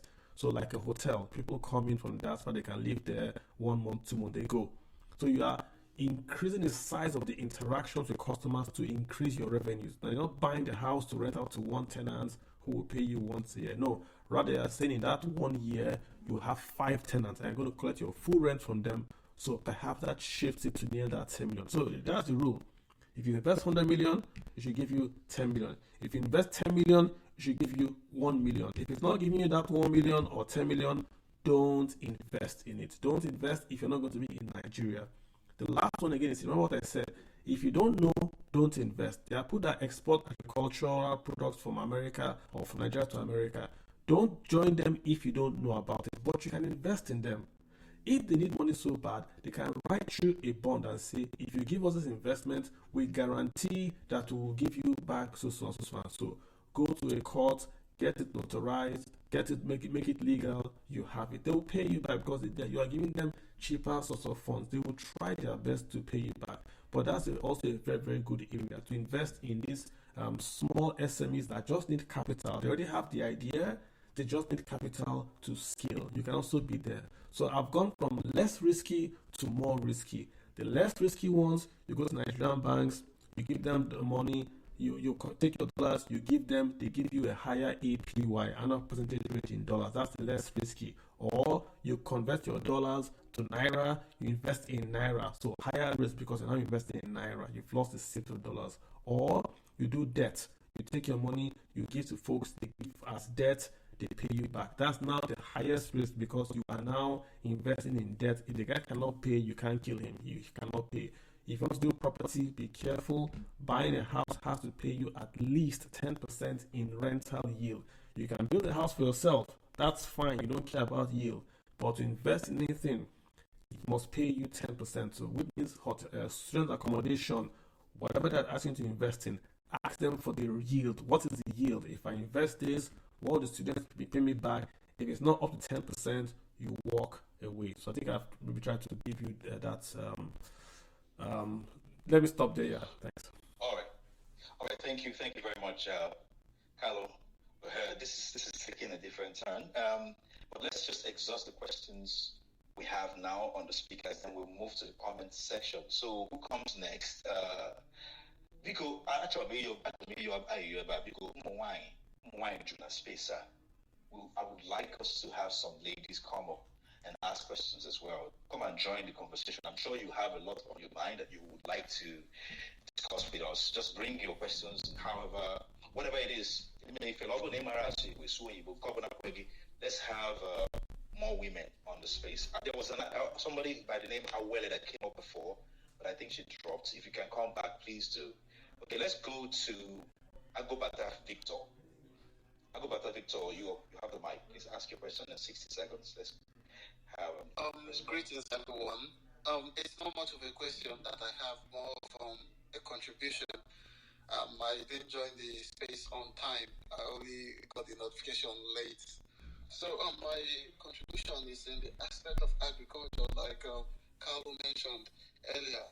I'm based in the Republic of Ireland in Europe, and basically there they import food, vegetables from Uganda, Kenya, India, South Africa, and I've approached most of the managers in most of these companies. I've asked them before if they import from Nigeria, and they said no.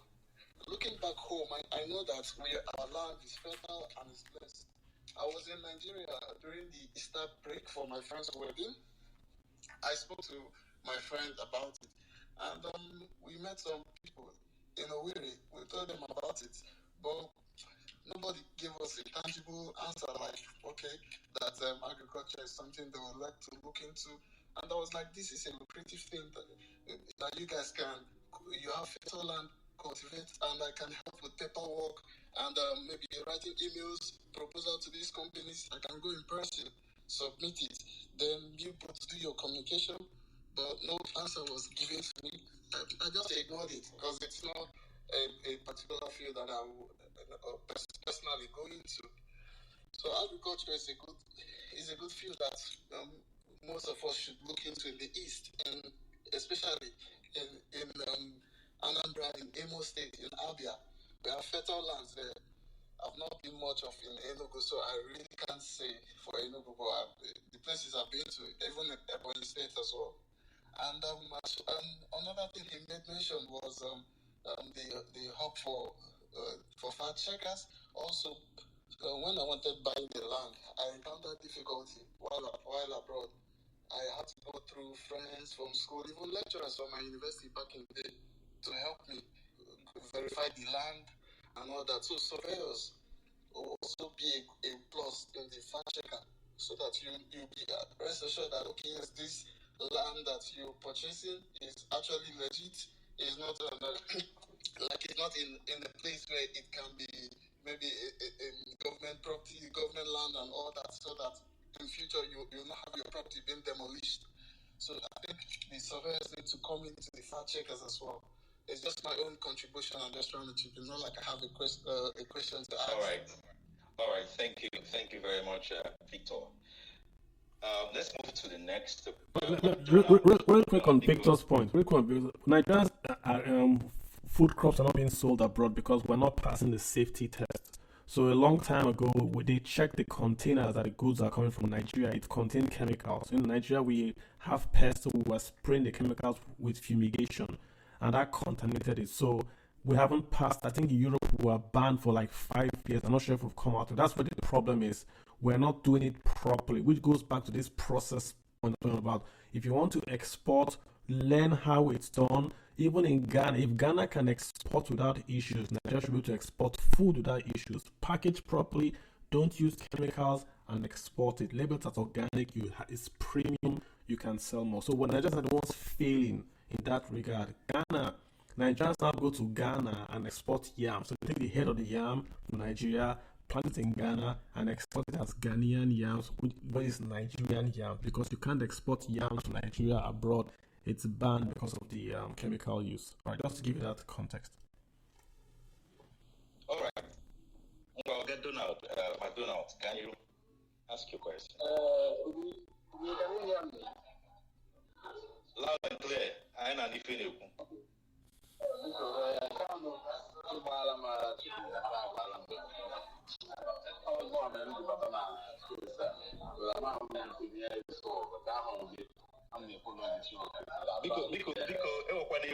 McDonald, there is a lot of noise in your background. Or it possible to move to a place more quiet?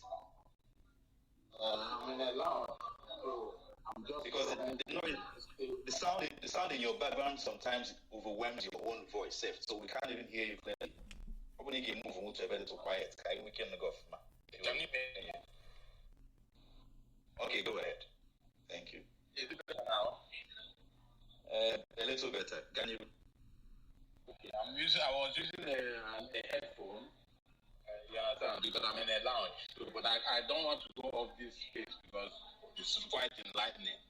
You understand? So you're really pulling me out of this. My brother. Let me not waste our time because I'm in a noisy place. I'm speaking from Belgium. Carlo knows me a bit. So I'm the General Secretary of Igbo Union in Ghent, in Belgium. You understand? So I can actually pull some guys together. You understand? Here and there, we go like 50 million in like 5 or 7 guys together. But now the point is, how do we do this thing? How do we get it? How can we get return on investment? What's your advice? Because when we talk about foreign direct investment, you understand? Because Carlo is confused because he has drawn light on a lot of points. I'm not making this issue. But the point now, if we forget the government policies, because no matter how much we pull into our homes as we that live in diaspora, if the policies at home are not safe, one bad policy can destroy all the investments. So, Carlo, please direct us very well, because we also need to gather our strength to pursue these governors. Because from what you said originally, the Southeast is one of the safest places to invest in. But what are our governors doing? You understand? Because to answer one question at some point, that what are the hanging fruits? What are the bottlenecks? You understand?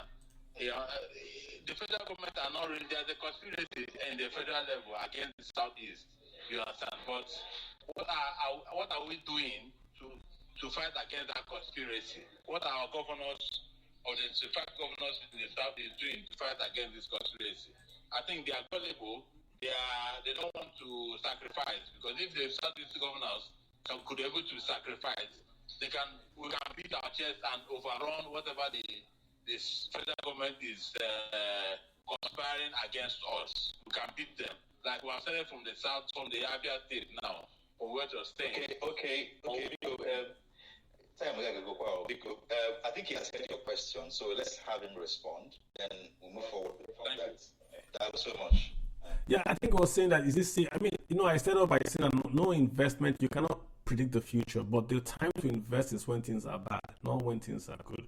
So if you can take the risk, Nigeria is a good investment. If you can, and I said Southeast is because you have a place where you have the quote unquote less incidence of poverty. They might not be rich, but even across all the zones, I hope you guys have shared the chart.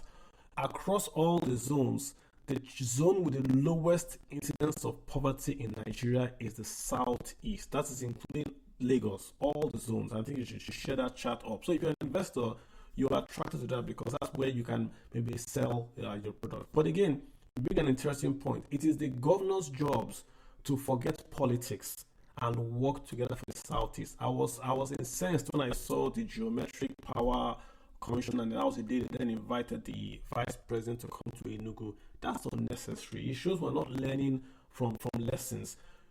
Once elections are over, we must stop anything politics and hold the governors to account on developing the southeast. All the southeast states speak English. All the southeast states have the same curriculum. Why can't all the southeast states go to a book company and say, produce these books for the southeast under one contract and give us 20% discount across the board? That's the things we want to see.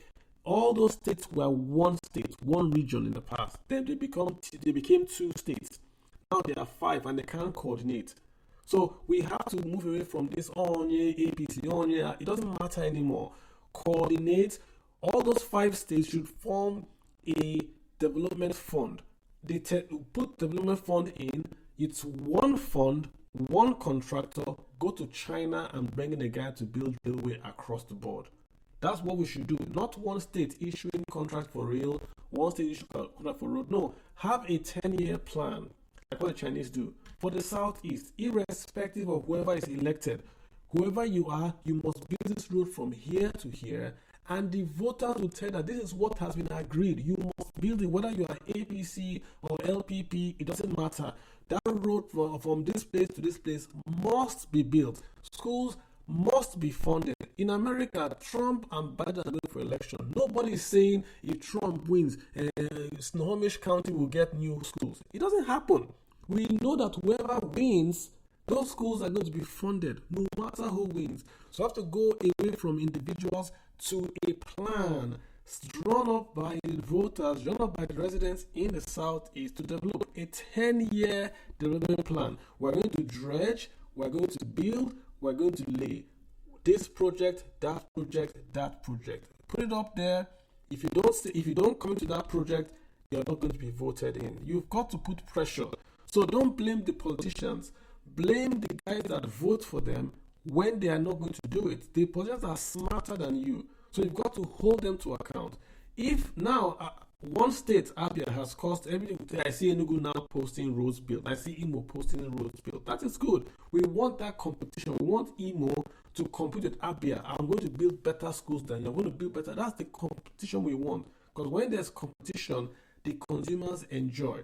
Not one guy building private jet or airport. We should focus and build the South's economy. Then this investment will pour in. But you can't sit down and do suboptimal investments. No matter what Abia State builds, if you don't connect Aba to Port Harcourt, or Aba to Wales, or Aba to Enugu, then what is the point of it all, right? It's got to be connected, one big, large market, one zone that can attract investments into that zone and then create wealth from that zone. Thank you very much. Actually, this is actually getting a little political, and I ain't want a choice because all goes to it. They can't do without each other, yeah, economy and politics. But we'll get into that conversation fully eventually. For now, we have to go to work. We have to really learn how to organize ourselves to pressure people that are elected into power. But most importantly, learn how to work together to educate the masses, to awaken the masses, to reorient the masses so that they can actually vote with making informed decisions, not just based on sentiment. So I'm vote, but based on competence, based on what we require to be able to build our region. Thank you so much again, Carlo. Let's move to Dr. Joseph. Yeah, Dr. Joseph. Okay, my brother and all the spacers tonight, thank you very much, Kunyago, for the opportunity. So,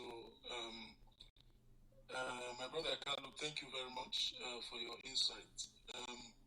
So, actually, doing very well, in a way, I think Yeah, for a very long time. It's not a new subject, right? What has always been the bottleneck is always at the point where you try to move it from concept, into implementation or into initiation. Imago. That's where we always run into problems, right? Because most of them buying a corona as a personal social responsibility rather than a business initiative. Now, so you have a lot of people there when they go, it in our own worker. For the when they go now, for the when they go now, different things, But there are a lot of when they go, AGM business. And just like you rightly pointed out, that consolidated approach, a vehicle, so to speak, an SPV, people that was again. And then when they buy into this kind of activities, but they've rather focused a lot of their attention on Lagos, Port Harcourt, and Abuja. Anywhere returns are more guaranteed and quicker.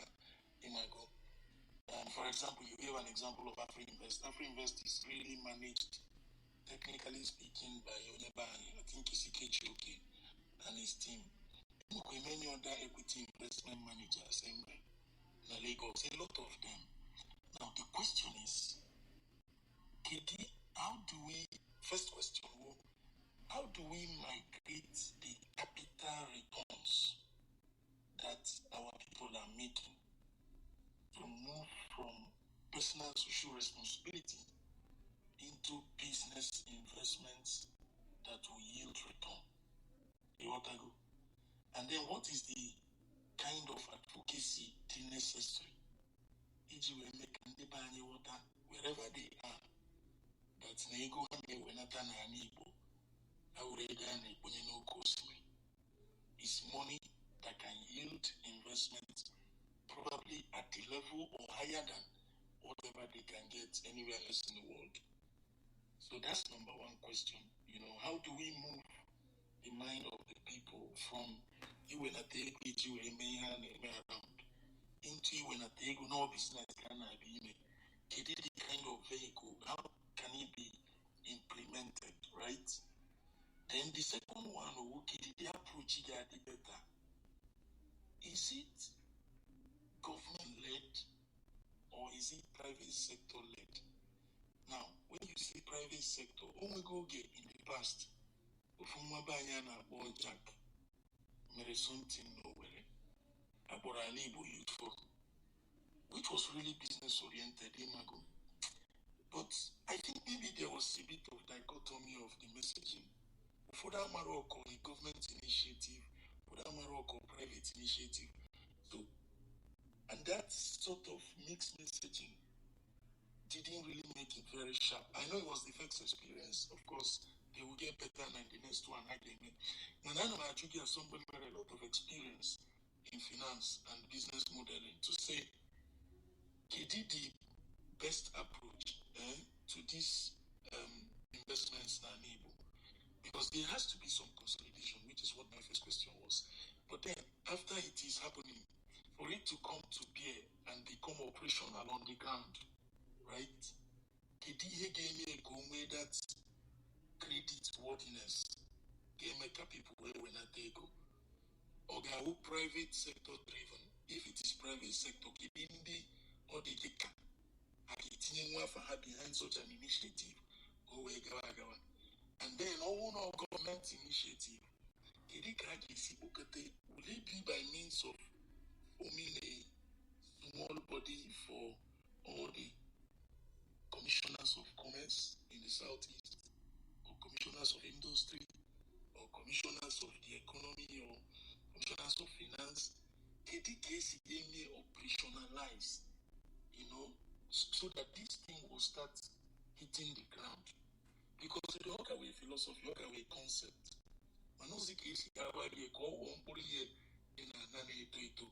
that is really my concern. And I would like you to shed more light on it. Thank you very much. Yeah, so real quick, right? Success attracts people. When you succeed, investors come in. You don't have to um, do anything to attract investors. Investors want success. So the way it has to go is that one or two people will be successful, then everyone then floods in. Which is the point I'm making about if you have your economic forum in your only two town union, it's not everyone that's going to join. If you are going to join and say, okay, let me invest in this vegetable export business to Canada, that guy is going to go in, either he loses money or he makes money. If he makes money, the next meeting, there will be more people at that meeting that want to invest. And that's how you then create this critical mass of investors that are looking for investable deals. Silicon Valley did not start overnight. American PEs did not start overnight. There's lots of failures, a lot of hard work that goes into building that critical pathway for investing, right? The Indians did not all get successful. Many Indians lost their money in this hotel or filling station deal. But the bulk of the stories have been positive. Why do Nigerians play football now? Why do we send our kids to learn football? Because we've seen success from soccer. We haven't seen a lot of success in agriculture. There are too few stories that this person went into agriculture and he made billions from agriculture. But if you go to Brazil, you have billionaire farmers exporting soybeans to China. So in Brazil, you see many people doing soybeans farming or to export. So you have to get success, and then that success will attract the investors in. But what you need now is to create that structure. How can you get the folks that have capital to the folks that need capital? Who is going to do the process, the process systems and people? Who does that part of it? If you are a smart person, remember that when people are looking for gold, you should be selling shovels. If you don't have a job, market yourself, build a company around verification, around verifying documents. People abroad hear lots of stories. Oh, I'm this, I'm that. Build a company around that. That's an opportunity for you. But to summarize the answer, it is business would go where it sees success. So your job is just to build out the framework, the infrastructure. That's what the state investment promotion, those things always have Abia State Investment Promotion Company. That's what it should do. If I was in that position in Abia State Investment Promotion abroad, I would just do this diaspora thing. And people take money from the poor in diaspora and invest in Abia. That's what I've given to you. And it can work immediately. And once you do it, once other states that is working, they start to copy you. So the first mover, whoever does this first, people like, why didn't we do it ever since? Why wasn't it ever done a long time ago? But you are sitting on a diaspora that's got millions. The richest Nigerians, the richest black people abroad here are mostly Nigerians. That are the doctors in Maryland, doctors in Houston. They are mostly Nigerians. So if they're mostly Nigerians, then you would say at least 40% guaranteed are from the Southeast. So if you have that level of investable capital sitting in America that can give you $1,000, why aren't you tapping them? Okay, the name of our universities, University of Nsukka, University of Nigeria, Nsukka, the alumni of that university, if you combine their net worth, I'm sure it will approach $1 trillion in dollar terms. The combined alumni of that University of Nigeria, do they have an endowment fund? The last one I was in school, in that school, it was the demand from, is it Nemit, that had built something in the university, in Enugu. He had done an investment there. But does the University of Nigeria have an endowment fund? Which university in the Southeast has an endowment fund? So what are we talking about? Even Peter Obi says, so he brought a doctor from UK or America to set up a heart clinic in the school there in Anambra. But that university doesn't have an endowment fund. Can't we see what Harvard are doing? So we have to institutionalize these things. I love Aristotle, but we've got to make these things institutionalized so that whoever is there, we just let things carry on. If you set up an endowment fund today, you do not have to worry about a kobo for tuition for children of the Southeast going forward. Do you know that it means that anyone in the Southeast that is living in America can donate money to that endowment fund and get a tax write-off in America if you set it up properly. So why haven't we done it? Who is stopping us from doing it? Is it the government? No, it's not the government. It's that we are not interested. We like to talk, but don't want to get our hands dirty in doing these things. So go and get young people that are hungry to accomplish things and put them in charge. Put them in charge. Say, your job is Commissioner of Endowments. Go to America and set up an endowment. I'm not going to, many people will take that job without pay. Go to Amazon, they're Nigerians. Go to Facebook, they're Nigerians. Go to any company you go to in this country, in America, they are Nigerians. So if they're Nigerians, then you are sure that at least 30% are Igbo. They will do this job for you without a penny. You can't even pay them. So build the plumbing, and the bills will take care of itself. I repeat that again, yeah? Oh, thank you. Thank you so much. Casey. Carlo, thank you so much, man. Again, a lot of ideas. I know for so many collaborations. I need him as a people. I like him ideas need I need share because we learn one or two things from it. I know they're not very important. Most importantly, more I am now. What I hear the most is we need a structure, we need a hub, we need somewhere we can come together and discuss ideas. But I want to take you back. I want to take you back politically to Igbo before. A lot of the things that you said seems to be like no structure anywhere else. We don't have the structure in place. And a lot of it seems like there's a lot that's dependent on the government. I need, forward-thinking people who can actually help and know what they are doing. But we lack them. We lack some of the ideas. Even money, ego Hanway, that they could have possibly even invested in the people. A lot of them have chosen to do so many different things. So we're not really relying on them a lot. It was that. So how can we then collaborate with them to be able to make some of these things possible? From a business perspective or body politically. So how can we be able to work with the government? Because it seems to be there needs to be a bridge. So I need to build this bridge. What are the steps and how can we accomplish it? Okay, let's talk about Nollywood. Who built Nollywood? Was it the government? No, it was private individuals that built Nollywood to the third largest grossing movie industry on earth. No government money, individuals. They were not even trained in movies or in business. They just built it. So imagine if the government actually had a plan to build Nollywood. What would have happened? It would have surpassed now Hollywood or Bollywood in terms of even quality. The point I'm making is that you can't wait for the government. The government's role, government doesn't think like the private sector. It comes after, then it creates structures to build out or to scale what already exists. If Nollywood occurred in Singapore, by now they would have taken that industry, created their laws, attracted investment, scaled it 50 times what we're doing in Hollywood today. 50 times attracted investment. You'd have had Paramount and Columbia in Singapore doing all that. But today in Nigeria, we seem to have grown, then we stopped.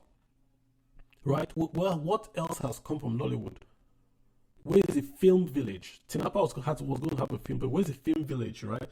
Where is the school for photography and videography in Nigeria that you can go learn how to do digital movies? Now there's AI. So in the next 10 years, you're not going to have human actors anymore. They're going to be AI. So countries like Rwanda are going to create their own Nollywood with their own Aki and Popo that will speak Rwandanese, and Nigerians will buy it because we have not scaled. This is the point I'm making, that the government really can't do. Governments work when the private sector is giving them things to work with. Singapore built civil servants, and the civil servants built an economy that attracts private investment. Same with Ireland. In Nigeria, you already have the private investment, but what the problem is that the government itself is not tuning or plugging to the government, to the population or to the business environment to then grow what they have. So Charles Soludo, CBN governor, wrote SEEDS, wrote NEEDS, which was the economic plan for Nigeria. State is SEEDS, N is national economic development program, whatever. And he can he say to the best of his ability that he has turned Anambra to quote unquote China? Because back then Charles Odo said he would turn Anambra to China and that South Africa can be Japan. He didn't. What is China? China is going to your rural areas and converting rural areas to agricultural and post-harvest cluster companies. So in a village in Anohafia, for instance, they are turning cassava to high-quality cassava flour and they are exporting. From that village in Anohafia, what happens? The villagers in Anohafia become very rich. Then they can send their children to that school that is paying 5 million per term. A farmer will send his child to a 5 million per term school. What happens? The child learns and comes back to the village and scales that his father's cassava factory into a global company that now supplies Walmart with cassava flour. That's what China did. Rural areas, they solved hunger.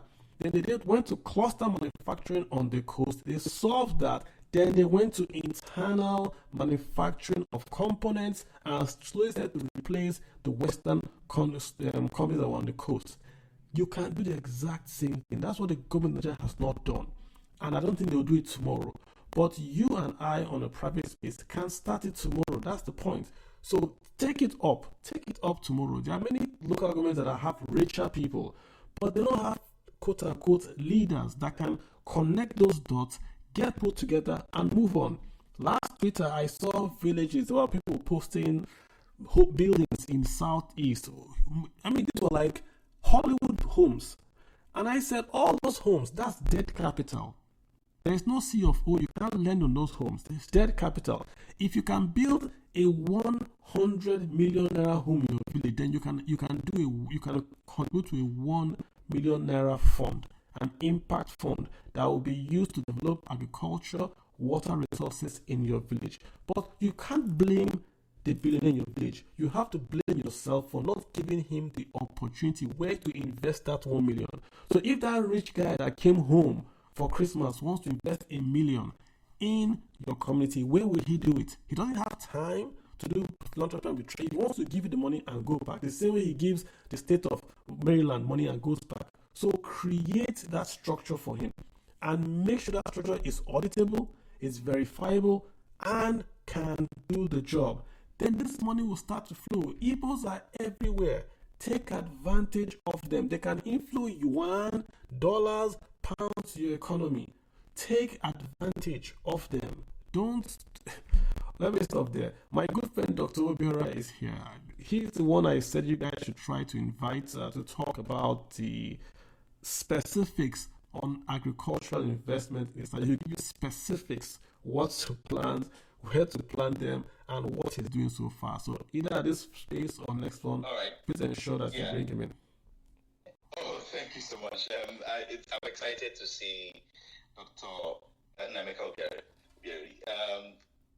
Actually, let me just make this announcement. He's going to be on this show next Saturday, 25th of May, and we're talking about developing agro-business opportunities in Igbo. That's what we're focusing on.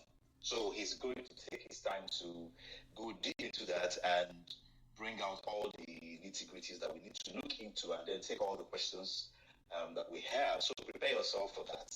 But we're still on this conversation, and I'm happy to see him here. He is definitely going to add some real meat to this conversation.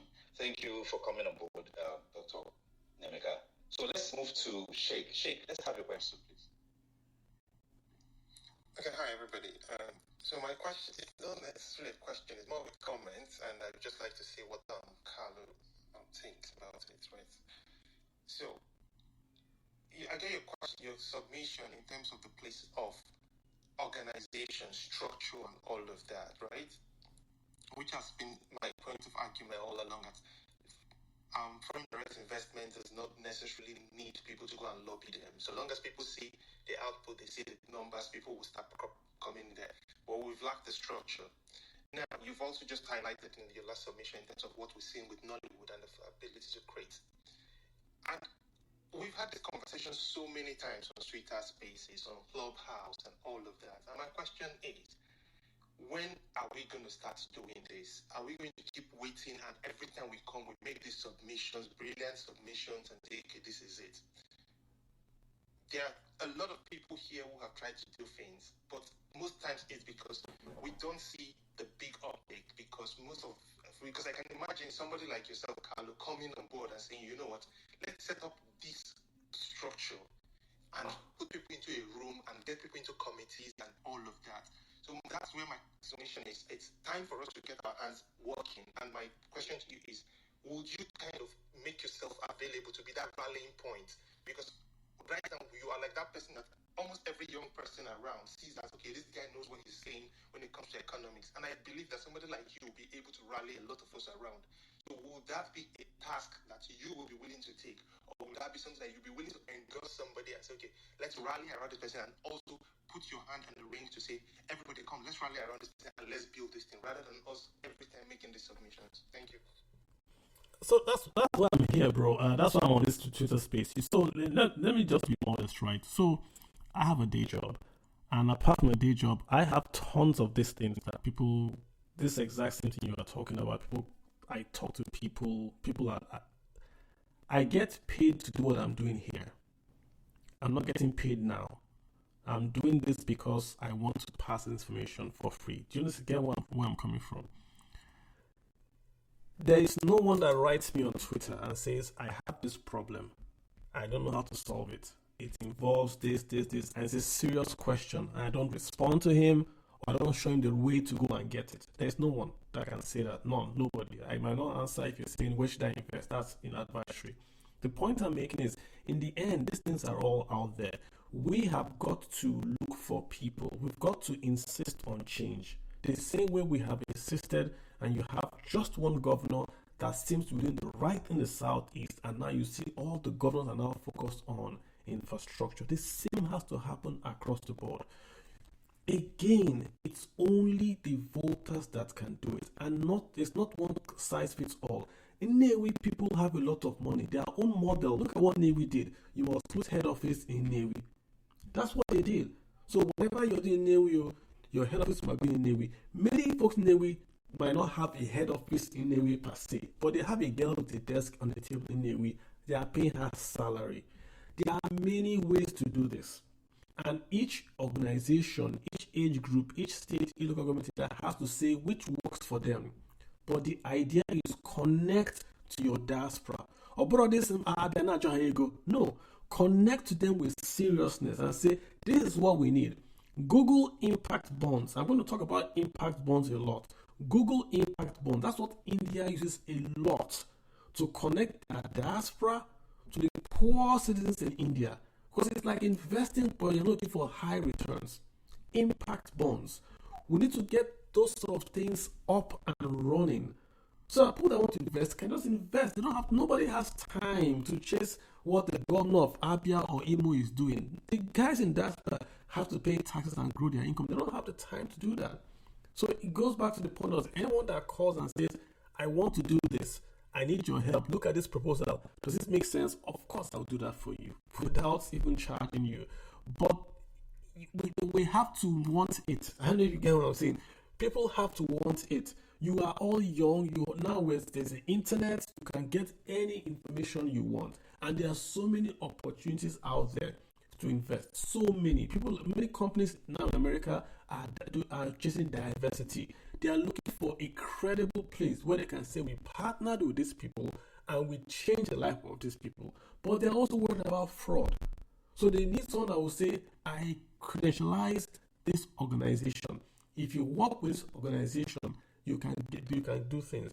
I belong to a fraternity that started in Nigeria. And every year, these guys have invested back home in Nigeria.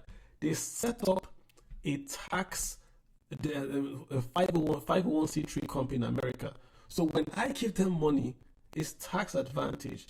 They support Cheshire homes, they support old people's home, they support scholarships in the rest of Nigeria. They've been doing it quietly. It's just a group of people. They donate money, and every year they give 3 scholarships. They fund children's homes back in Nigeria quietly, without any noise. They've been doing it, And I know there are many others that do it. But these guys have created a structure, which is why their doctors and the rest can donate to that organization because they know that the organization is going to send the money back to Nigeria and invest it. So again, it's back to the main point. Set the structure up, and if these things take care of themselves. Without a structure, it becomes personal, and nobody's going to waste time with a personal initiative. It doesn't just look good. Thank you so much. Yeah, thank you. Wonderful. Thank you, Carlo. This is getting interesting. Dr. Nemeka, would you like to chime in here? Yes. Good evening, my brothers. My brother Carlo, thank you so much. Thank you for your contribution. Akurulo investment opportunity is something every one of us must always embrace. And like Carlo said, we are not just talking about it, we are doing it. And as I can, basically what we are trying to do is bring in investment into the Southeast. And I will share with us some of the things we are doing. We have established clearly an audacious plan to do 690,000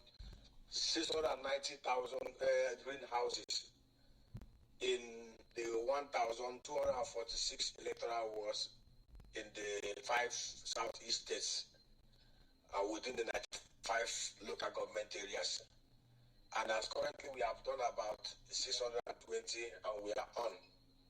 The plan is by the end of 2026, we'll be able to do 18,960 greenhouses. It will take about $243 million to do it. It's under what we call the MCDPP framework, missions, community, diaspora, private, public partnership investment. And the plan is annually we'll be able to generate about $473 million revenue in the southeast of Nigeria. And a lot of people have embraced it, diaspora Nigerians, even those in Nigeria.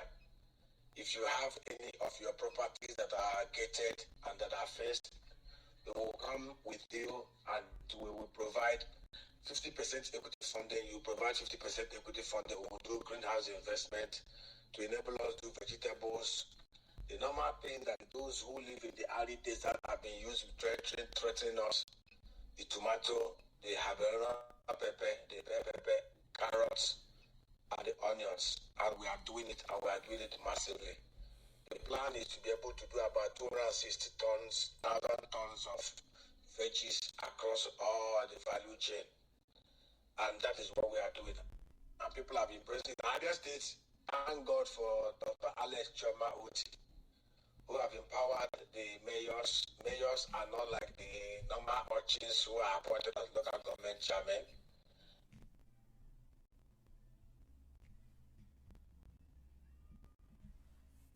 The mayors in Abia State are accomplished private sector investors, things in their private sector life. In every local government area in Abia State, we are doing about 40, 50 greenhouses under a gated environment. They are bringing 250 million naira, or the mayors are bringing 250 million naira counterpart funding from the Southeast Farms and Agricultural Processing Company Limited. It's a private sector company owned by multiple investors. And the plan is to be able to create value chain and create jobs in the southeast of Nigeria. And it will shock you that even those in the southwest and south are buying into this vision. In Ibadan, in Lagos, in Akwa Ibom, in Cross River State, the governors have bought into it and we are helping them to develop it. There's no way those who live in the tropical will depend on those who live in the arid desert for their food and the condiments, and that is what we are doing. So Akurulo is not just a mantra or something people mouth. It's something that we have put practicality in place to make sure it is accomplished. We are setting up a microfinance bank in Accra because LS Toti have shown the outlet. It's a $6.5 million microfinance bank. It's a Bazaar microfinance bank. We've gotten the funding. We've actually approached the CBN for approval. It's an MCDDPP framework too. And the whole framework is to enable us to fund the 330,000 MSMEs in our back cluster. Train, empower, fund. is we are not going to be like the criminal banking system in Nigeria where people are sent to prostitute and to do all manner of urges to be able to get deposits. We're not able to give deposits. We will fund enterprises based on clusters and cooperatives. In every community, people know those who are the good, the bad, and the ugly. So across the all artisanal level, across the all farmer level, we are going to put people, if you are a farmer that is involved in cassava, we'll put them in cooperative. If you're vulcanizers, we'll put them in cooperative arrangements. If you're tellers, cooperative arrangements. If you're vulcanizers, cooperative arrangements. Across the artisanal levels in Nigeria, basically people know who they are, the bad, the ugly, and the ugly, the bad, the good, and the ugly. So we will provide training to make sure that we eliminate quackery in the system. We'll provide empowerment and we'll provide funding. The initial funding is $6.5 million in place. Our plan is to grow it to about $100 million, and it's actually going to be for Abia State because Alex Shomauti has provided us the leadership that we require to grow wealth in Abia State. Every other governor in the Southeast State willing to do the value chain that Alex Oti had done in Abia State can come in and allow us to come and help them. It's something very interesting. Like I said, 18,690 greenhouses because the governors have refused to ban open grazing and enforce it. Nobody will want to provide investments in an environment that is not secure. Between 2016 and 2023, we lost over 328 million naira in Abia and Imo State. And I will not encourage anybody to lose his own money. So we have adopted a measure and a program that mitigates most of the identified risk. Greenhouse is the way to go. And we are doing it under gated environment that provide us with unique securities that does not allow the militia and the criminal herdsmen to encroach into our properties to destroy our value chain. So that is what we are doing. For those of you who are not aware, food inflation is over 100%. Forget the NPS record. Inflation rate is not at 3%, it's over 67%. But we will not allow ourselves to be caught napping. Basically, what we have done is to ensure that we do not allow ourselves to be caught napping by what is happening in Nigeria. By the end of third quarter and fourth quarter, food inflation will go up by almost 80%. The whole of the Northwest and North Central have been decimated by bandits and insecurity. And we're not going to lament and keep ourselves vulnerable. We must do something that must empower our people. And that is what we are doing.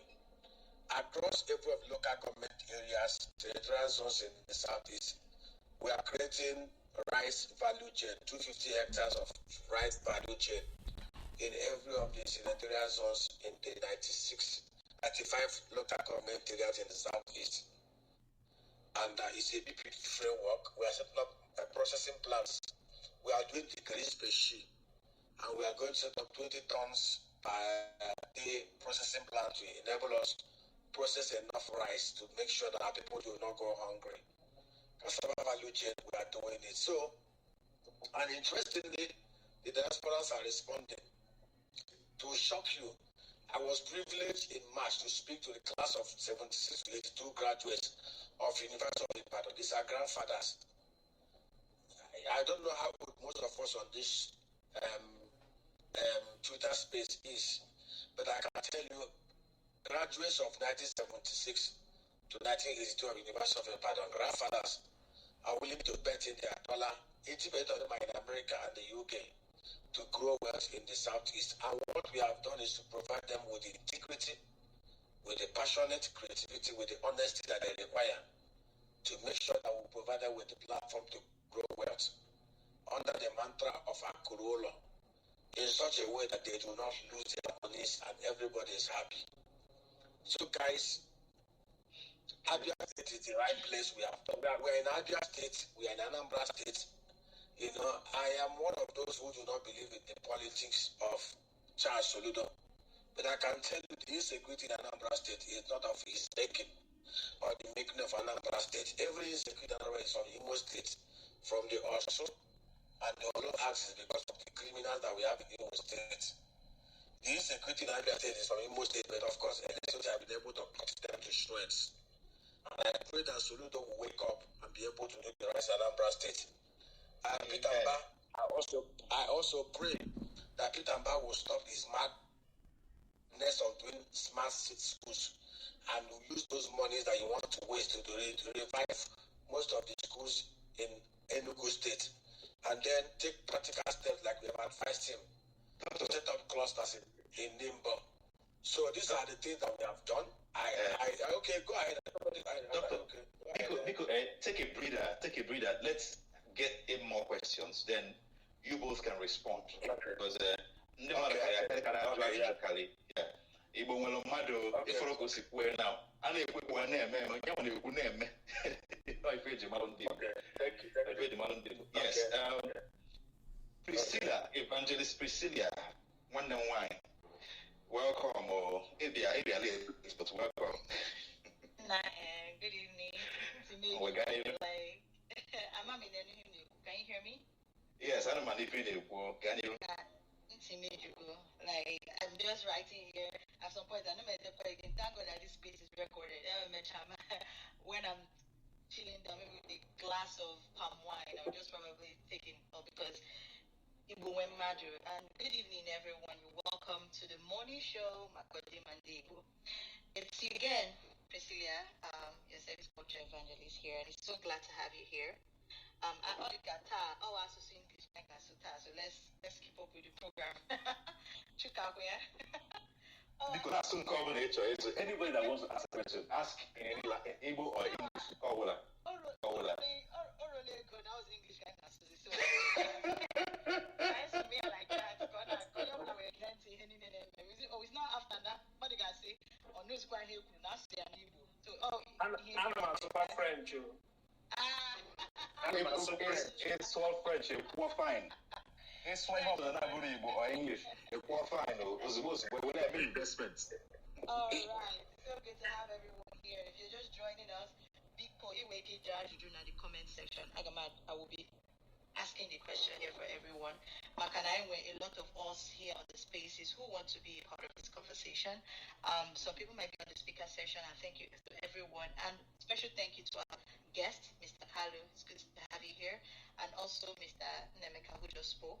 To everyone here as well. If you want to ask questions and are not so sure that you might get to the speaker session before the end of the spaces, please, you can ask in the comment section. I promise I would read this question. Chuka has promised to give me the opportunity to read your questions. And Mr. Kalu, like he has said repeatedly, he will answer your questions. So thank you so much for being a part of this show. And moving forward, we have Dreams, your next topic. Thank you.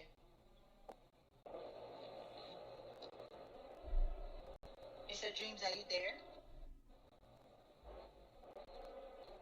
Dream on ever. Chief watching the people. Yes, thank you so much. All right,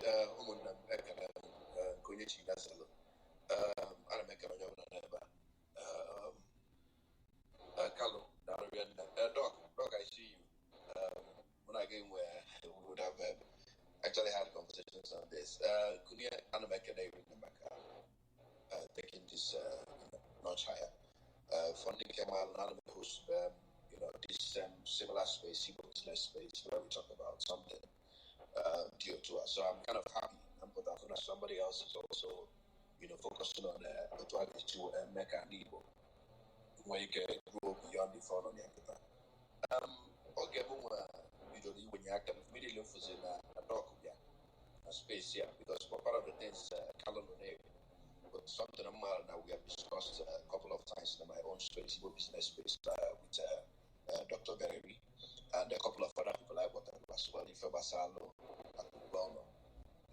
only one time I went to space last year, and we talked about one of the issues I know when we affect this issue of Akuruano or issue of trust.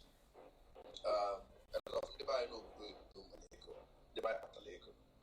When I get to where Dr. You mentioned about the class of grandfathers that are really ready to invest their money, and I'm on one of my spaces. He talked about people bringing money and then he's also managing that and all of that. And eventually chip in and also will be question as well. I mean, Carlo and Dr. are here to respond to that. The issue of managing trust. We're gonna a lot of people are too excited. But then when things come to issues, we contribute to vehicle. Or difficult to really deal with people. One time, Doctor also mentioned that Lego, and at the end of the day, the person didn't get the money. If only if I and the buyers, if I a lot of the buy the money, as well, and they're not outside the country, so they may invest. Now, Igbo, really. But the question, Kedoka is where we can, where manage, because I'm not just also with an ego. Somebody like me, I'm with my own business in Anambra, but on a smaller scale, into building industry and building materials and all those kind of things, timber, restoration, and dotia. But then when you want to look at it on a larger scale, things like to upscale, they can on a small, can move to medium and then of course to macro. The process in where you get each year in place. Make sure it's just similar to what Dr. Benedict, but then I'm asking Carlo, of course, and they know finance, and they want a better understanding of how these things can work. Get a process in where you get each year in place so that all abroad, let's say $50,000 or $100,000, actually invest so that the money will not just go like that. Not just agriculture, but the only thing we can invest money heavily on, in as much as that is important. But I like the fact that Doctor and the team are already working on that. But in well interest in any other industry or area, factually,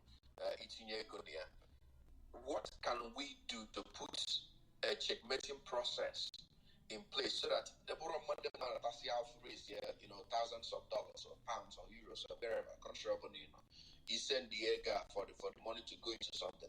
After a few years, if you don't know back, those things are not necessary. Then we're a time we are contributing money, build something group of few persons eventually decided to eat the money and they run away with the money. And I know this kind of stories all the time, right? So what would be a lasting, let me use that word, what would be a lasting solution to encouraging people to bring their money, and then when that encouragement that eventually when they bring the money, this money is utilized for what it was meant to be used for, and then when a case of tomorrow people will just swindle people of their hard-earned money. So Callum or Doc can actually bring on this. That will be what I will contribute for now. But I have more things to say, but let me just hold for now. Yeah, no, I'm not sure. I mean, can I take your question? Yeah, go ahead, Doc.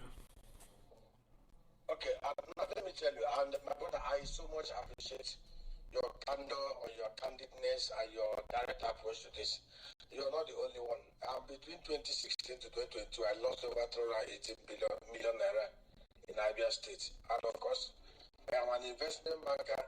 I know how to identify, mitigate risk. The one thing I never factored in was the issue of the fidelity of human beings. And one of the things that I did in the course of my research, my doctorate dissertation is on the effectiveness of microfinance as a tool for poverty reduction in Nigeria. And my doctorate thesis opened my eyes to the fact that you have to find ways of mitigating individual fidelity risk. And the only way you can mitigate individual fidelity is through the cooperative arrangement. And cooperative arrangement is one of the ways you can get around this. I'll give you practical example of how we are able to do that. If you've not lost money before, you will not understand what it means to be paid. I sold a property that I bought, the bank financed. I was in a bank as head of investment banking. They followed a property from Indeki Phase 1, 4-bedroom duplex with 2-room peak. I sold that property to invest in the southeast. Umibe or Hanse, Obingo local government to be precise, and that money was preferred and stolen by a criminal who I trusted so much with my funds. And of course, I brag always as an investment banker who never booked bad loan in 23 years. But on my own, I booked a bad loan because I trusted one who could not keep the fidelity. And of course, I have discovered clearly that one of the ways you can mitigate this is through the cooperative arrangement. And what is the cooperative arrangement? In the course of my total research, I discovered that women are most trusted. And they are most trusted when you put them up under cooperative arrangement. For example, I'll give you an example. I am running a program with mechanics and the vulcanizers. And I say to them, we cannot continue to recycle mediocrity. If you look around us in Nigeria, you discover that most of the best artisans you have are from the Francophone countries because they are properly trained and they are knowledgeable. In Nigeria, we have continued to recycle mediocrity, from mechanics to vulcanizers to those who do POPs and masonry. We have continued over the last 50 years to recycle mediocrity compared to those in Francophone countries. So I discovered that one of the ways you can mitigate against mediocrity, one of the ways you can mitigate against infidelity is to put them in cooperatives. And what is the whole essence of cooperatives? They will help you to de-risk the risk of lending. Because in every community, you know those who are the good, the bad, and the ugly. For example, now, if I decide today I'm going to give 20 million naira to vulcanizers, and I ask them to put themselves together in a cooperative, and then I say, okay, there are 50, I want to give more to the first 10. I can bet you 9 over 10, they will never allow the criminals among them to access the funds first, because they are going to counter-guarantee themselves in such a way that if one defaults, every other person will pay. It's something I learned in my doctoral thesis, and it has worked over the last 2 years based on the experience I've had. Now, how do we go forward on this? And that is what I support the Copado model modifying the Igbo apprentice scheme.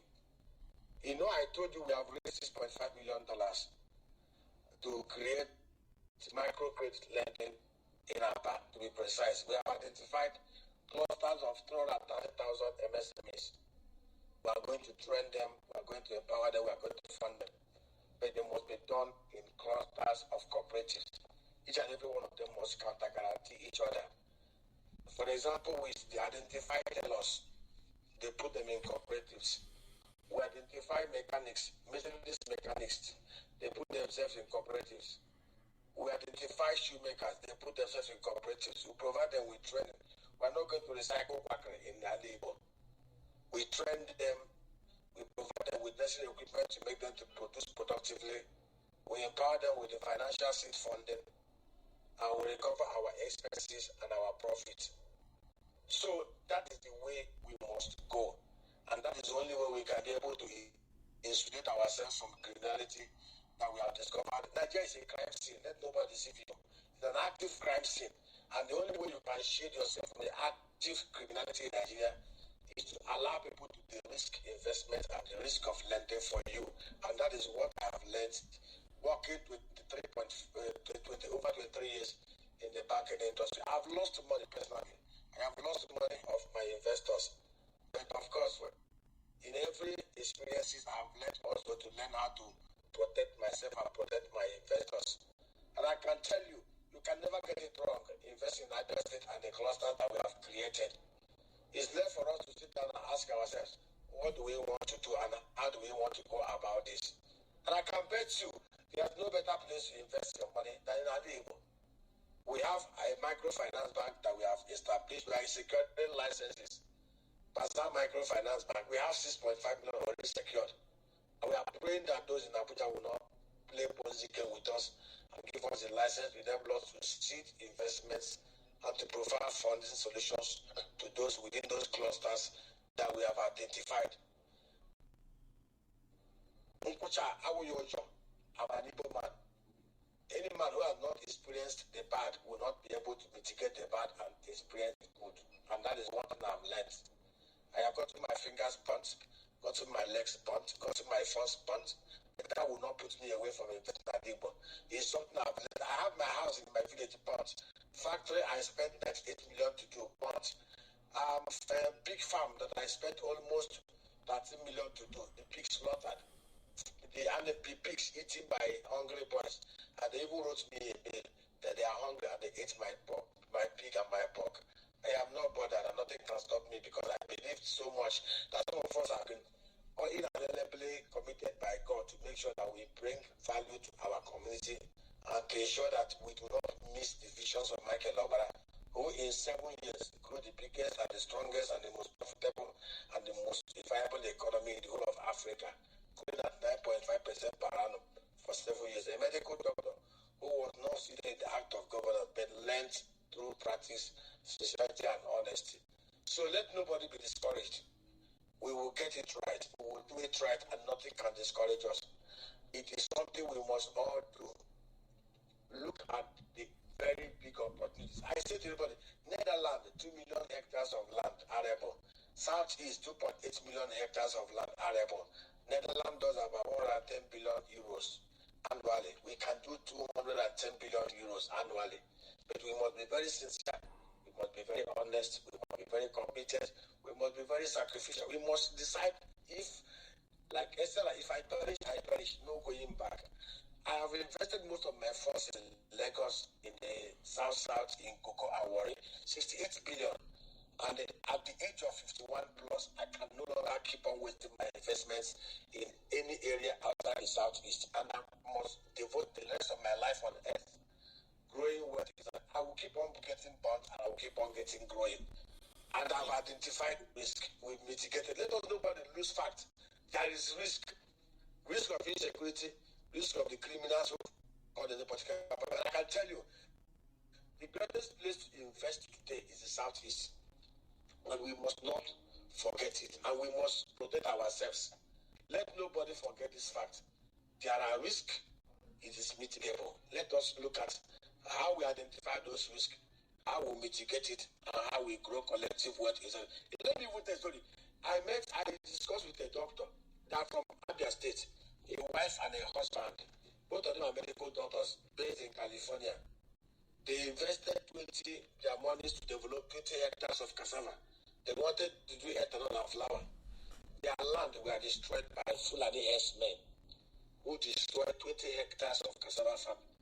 They could not get one cover out of it. And I encouraged them, I said, this time around, we will find a solution to your problems. Abia State is the place everybody must go to for now. Because Alex have assured us security. Alex have walked the talk. By the time we begin to grow the Abia economy, the whole of the other criminals in the remaining 4 states will wake up and they will do the line. Thank you and God bless. I hate Mike. Oh, that was so much. That was the doctor. Now, I don't know so many practical things. On it's so real. My brother. Sorry, just to maybe just to add something or maybe kind of a question to Doctor Imana.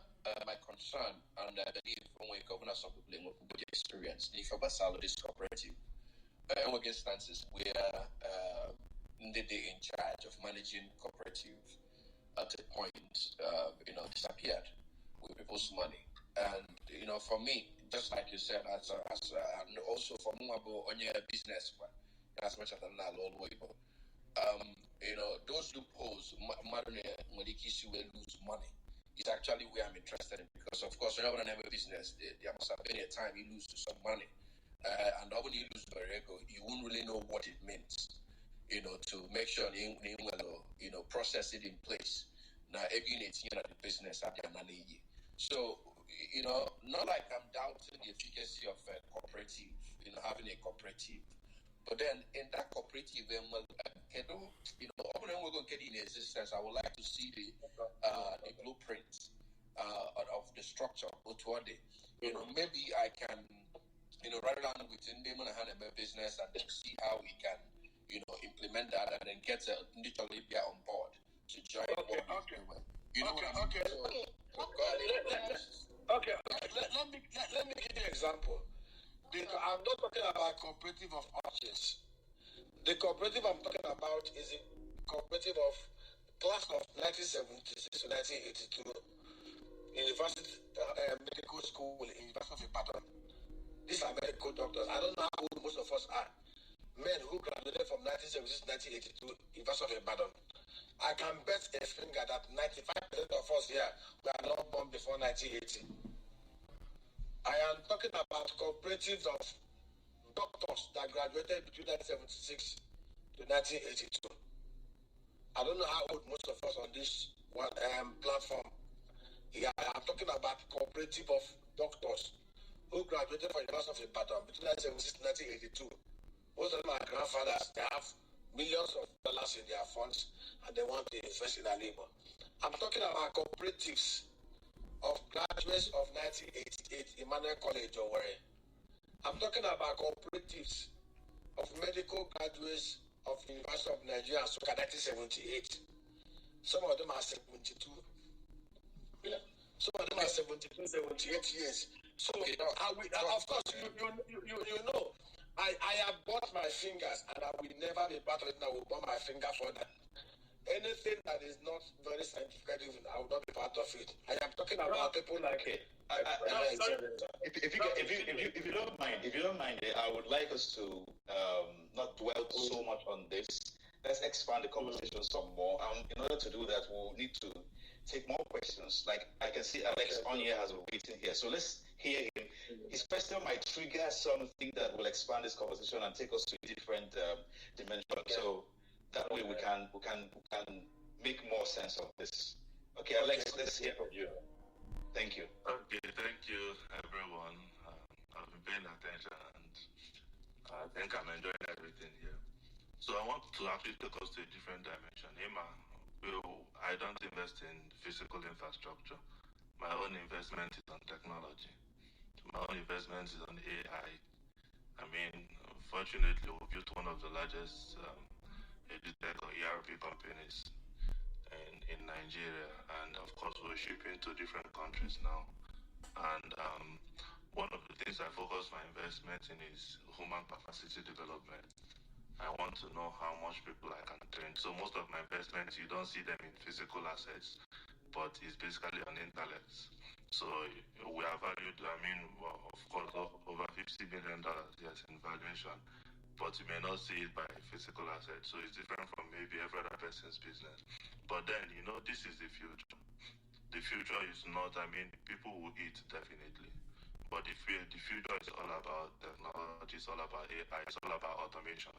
And then also it's all about training, because one of the issues that we've always had is that you invest maybe 500 million, and at the end of the day, you bring the investment where the mental capacity of the people in that area is so low. At the end of the day, your investment waste.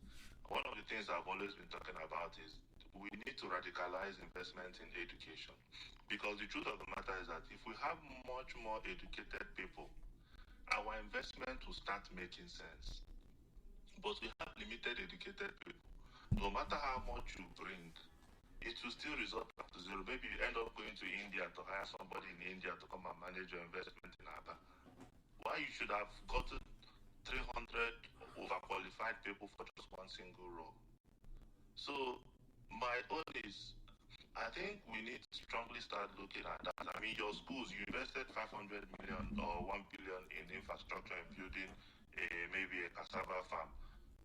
Did you invest 15-20% of that exact amount of money in maybe education in that particular vicinity? Did you project to say, okay, I want to invest 1 billion in the next 5 years? Should I invest 100 million in educating people within the next 4 years? So that by the time I'm bringing my infrastructure in that particular place, because the biggest problem we face in all businesses is human beings. Because with all your money, it will still be run by human beings. How much do we focus on that? How do we radicalize? Like in my own village now, education is everything. We are taking education as if our life depends on it. That is all we do now. And we understand the impact.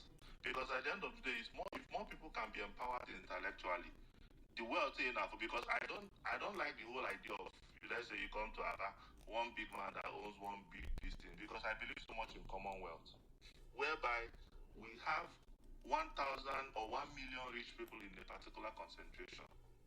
And this is only driven by intellectual growth, which is education. And education in different kind of diverse areas. I don't like one big man. I don't like 10 big men. I don't like 100 big men. I like 1 million big men. Let us be the Catalonians. Let us be the people that everybody, let it be distributed wealth. And these things can be driven by education. When someone says all these things, I love to hear them, but how can more people? Because there's something you need to understand. I was in Oxford Street one day, and I was just walking by. I thought by one shop. One man is from Afghanistan. He owns one shop. I mean, he owns several shops in that street. But this shop, how much do you pay per month? He said he pays £16,000 per week. He says 16,000. He sells all those off-license things, cigar, coke, and all. I said, how much do you make? He said he makes £70,000 per week. I said, okay. So how do you market? He said he doesn't market anything. You can see thousands or millions of people in this street every day, right? I buy it for £1, I sell it for £19. That's all. So I now realize that what grows an economy is people. Now, I've been to Aba like 8 years ago, and I don't see myself coming to Aba anytime soon. The reason is very simple. I still don't feel so safe. I go to Enugu because I must go to Enugu. Now, how do we attract the most people? Whereby the person selling banana is making as much numbers as the person selling tomato, as the person shipping this, as person shipping that, so that we have those kind of concentration that can grow the system. So these are the angles I want us to look at. And the area of technology is something that we should never ignore. Technology, AI, intellectual capacity. So that is actually my contribution. Thank you. Oh, thank you so much, sir, for your contribution. That was very, very amazing. Yes, education would always, always be very important. I mean, like you said, it wouldn't make sense to go bring someone else from another part to be able to, manage these businesses that have been invested in. And not just to digress, and before I welcome my sister to the stage to probably introduce herself and, be a part of this conversation, I'd like to touch on this, and it bothers me. Probably you might see it on my name. One of the major concerns I have with most of the investment is service. As soon as you cross the River Niger, it's just as if there's this hostility in service, the way you are being served. You see really big hotels, really big restaurants, really big lounges with fantastic finishings. And probably they did Thanksgiving and did some form of grand opening. And then when you go there, the way you are being served is terrible. I personally try not to go out anymore because I really get upset when I see people's businesses being treating customers poorly. And I wonder, is it that it's just about collecting money from the customers, or most times I see that there's zero, interest, or what I say, intention around customer service. And if you ask a lot of people their experiences when you go to restaurants or places of hangout, especially during the, serious season, which is around Christmas, they will tell you it's like that. They have terrible, terrible service culture and customer service relations. It's really, really terrible. And sometimes, one time I was speaking to a friend of mine, I was like, okay, I think I should consider partnering with some of these businesses to, maybe train or build systems in place for service, because when you have maybe beer or coffee or that issue and all that, and you get baha, why you not serve again? The lady that is serving you now about what and they may get better more, all those kinds of things, and it's very upsetting, and it makes a lot of people, they really get exhausted with those things, and I'm putting it probably to those of us here, either holding people's investments, especially landed, or things that have to do with interactions and customers too. Maybe we should begin to look into that, because again, it's not just setting up businesses. People should feel welcome when they come into those places. When people come into those places of relaxation, social, hotels, all those things, they should feel welcome. And that's where Japan, again, one of my favorite countries in that aspect, that's where they nail it, And I think that about time I say Akubulo, let us consider Akuke Rulo, let it be fantastic. And that being said, I'd like to introduce my wonderful sister, Honor Vandora. You're welcome to the station. Please, you have the mic. Thank you so much, my service culture. Kunye, good morning, every single one of you.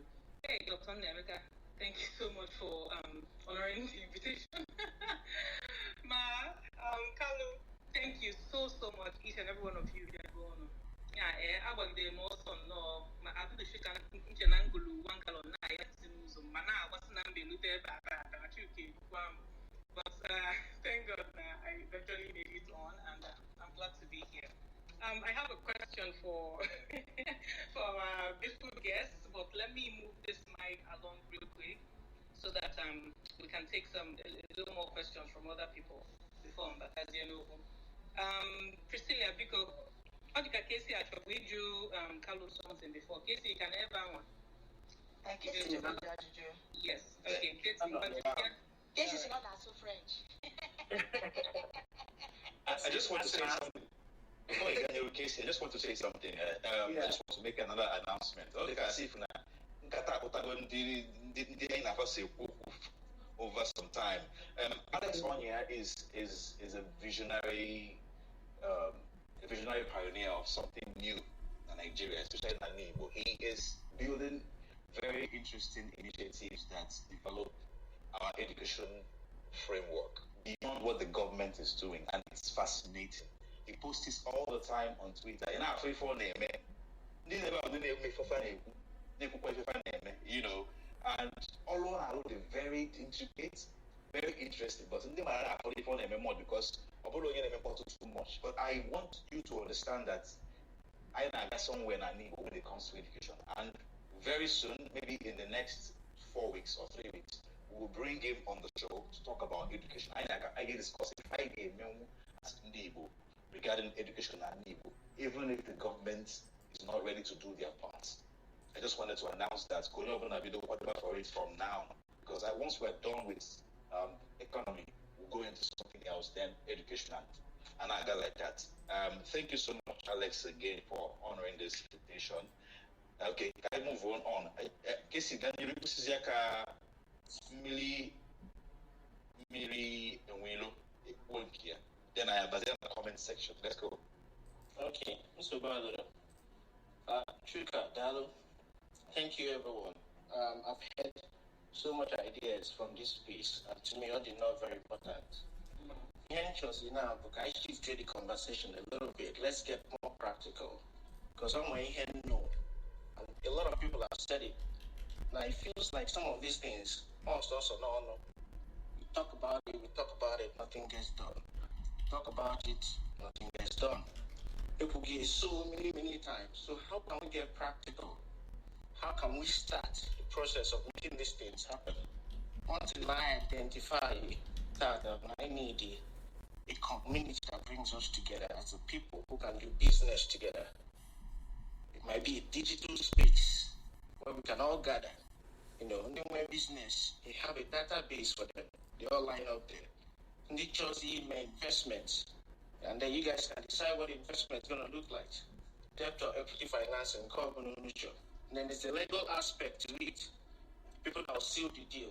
And then there's an educational aspect to it. Provide information for people to know, okay, these are the things you need to look out for in trying your business. So I want us to get practical, and I want to bring it in. Actually, immediately, if we need to create a space like this for us to collaborate and have a business, it might be an app in urban nature. What is it going to look like? And how practical can it be so that it can attract a lot of people? Yeah, go ahead. I think you just copy what already exists. Look at Kickstarter, but take away the names. Make it a bit anonymous. So create the ecosystem of Kickstarter, but take away the names of the donors. So if you're looking for an investment, go up there and publish what you want to do, how much you're looking for investors, how much you want from investors, what you want to achieve, and then let people that are okay with it then invest to you. But this then means that you have to then maybe have the validators. Who are going to be the validators in that instance? If you create a validation mechanism around like Kickstarter in Nigeria, then you are onto something. You can see, I saw one in Uganda where they are giving people goats. People come and say, I want 2 goats or 3 goats, because that's how they get money. You get goats, those goats are able to do your farming, milk and all that kind of stuff. Keep the amount people want less than $1 million. For me, if you really want to impact, don't, how do I say this? Segment what you want. If people need below 100,000, those are the market women, the cooperative that you can get 4 women together, like the Grameen Bank, and then you can fund them to scale. You can also have the PE side, where younger folks that are more into the IT or looking for a step up can come in and say, this is our investment, this is what we want to do. You have people that can validate what they are saying, can look at their business plan, can assist them in writing that out. It's not a place where kids come and just get money and then just go do what they want to do. But having a place where you can go and at least shoot your shot, that's what you want to aim for at the minimum. That's really, really it. So I think take it from there. Let me just also shout out to Mr. Alex. Mr.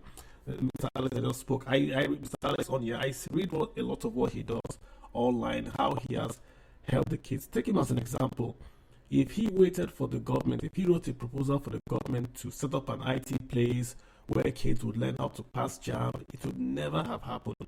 But he has gone in there, he has done something. Now the government can come and scale him. They can say, okay, can you help us to, increase this or to do one in this local government area? It's easier for a government official to then do this than to say they want to wait for him or wait for the government to do it first. So his model, I like it. If you see a problem, solve it. If you can't solve it alone, get somebody else, solve it together. And then from there, you can then go to government and say, we are solving this problem. Come, we need this for me to scale further. That gives you can go further with that approach. The government is not going to help anybody. The Nigerian government is broke. They only invest in what they think would favor them to win the elections. So try to start on your own and then use the government to pass the laws to enable you to scale. That's just my own comment on this. Thank you so much. Thank you so much, Mr. Kalu. Thank you. Casey, I hope that his response your question to an extent. If that is positive, okay. Casey, should we put anything called? All right. Yes, ma'am. Because Mr. Kanye were like that. So we would have to plan our. I want us to know that. Let us know that we have spent 3 hours here already, and Exactly. last time we were here for 4 hours, 30 minutes. I don't want us to do that again. We won't be able to. If you made any request over the last 3 hours that hasn't been accepted, it's because we haven't been able to bring you in. Sometimes we click accept. Even the Indian neighbor accept. Priscilla and Adora are trying to come on as co-hosts. So we're having those glitches. And on a fear, but just Maruna, your opinion matters, your questions matter. If you can't come on, you can post it on the comment section. I am can take it from there over here. But we have 13 minutes to go, so we have to maximize that and move very quickly.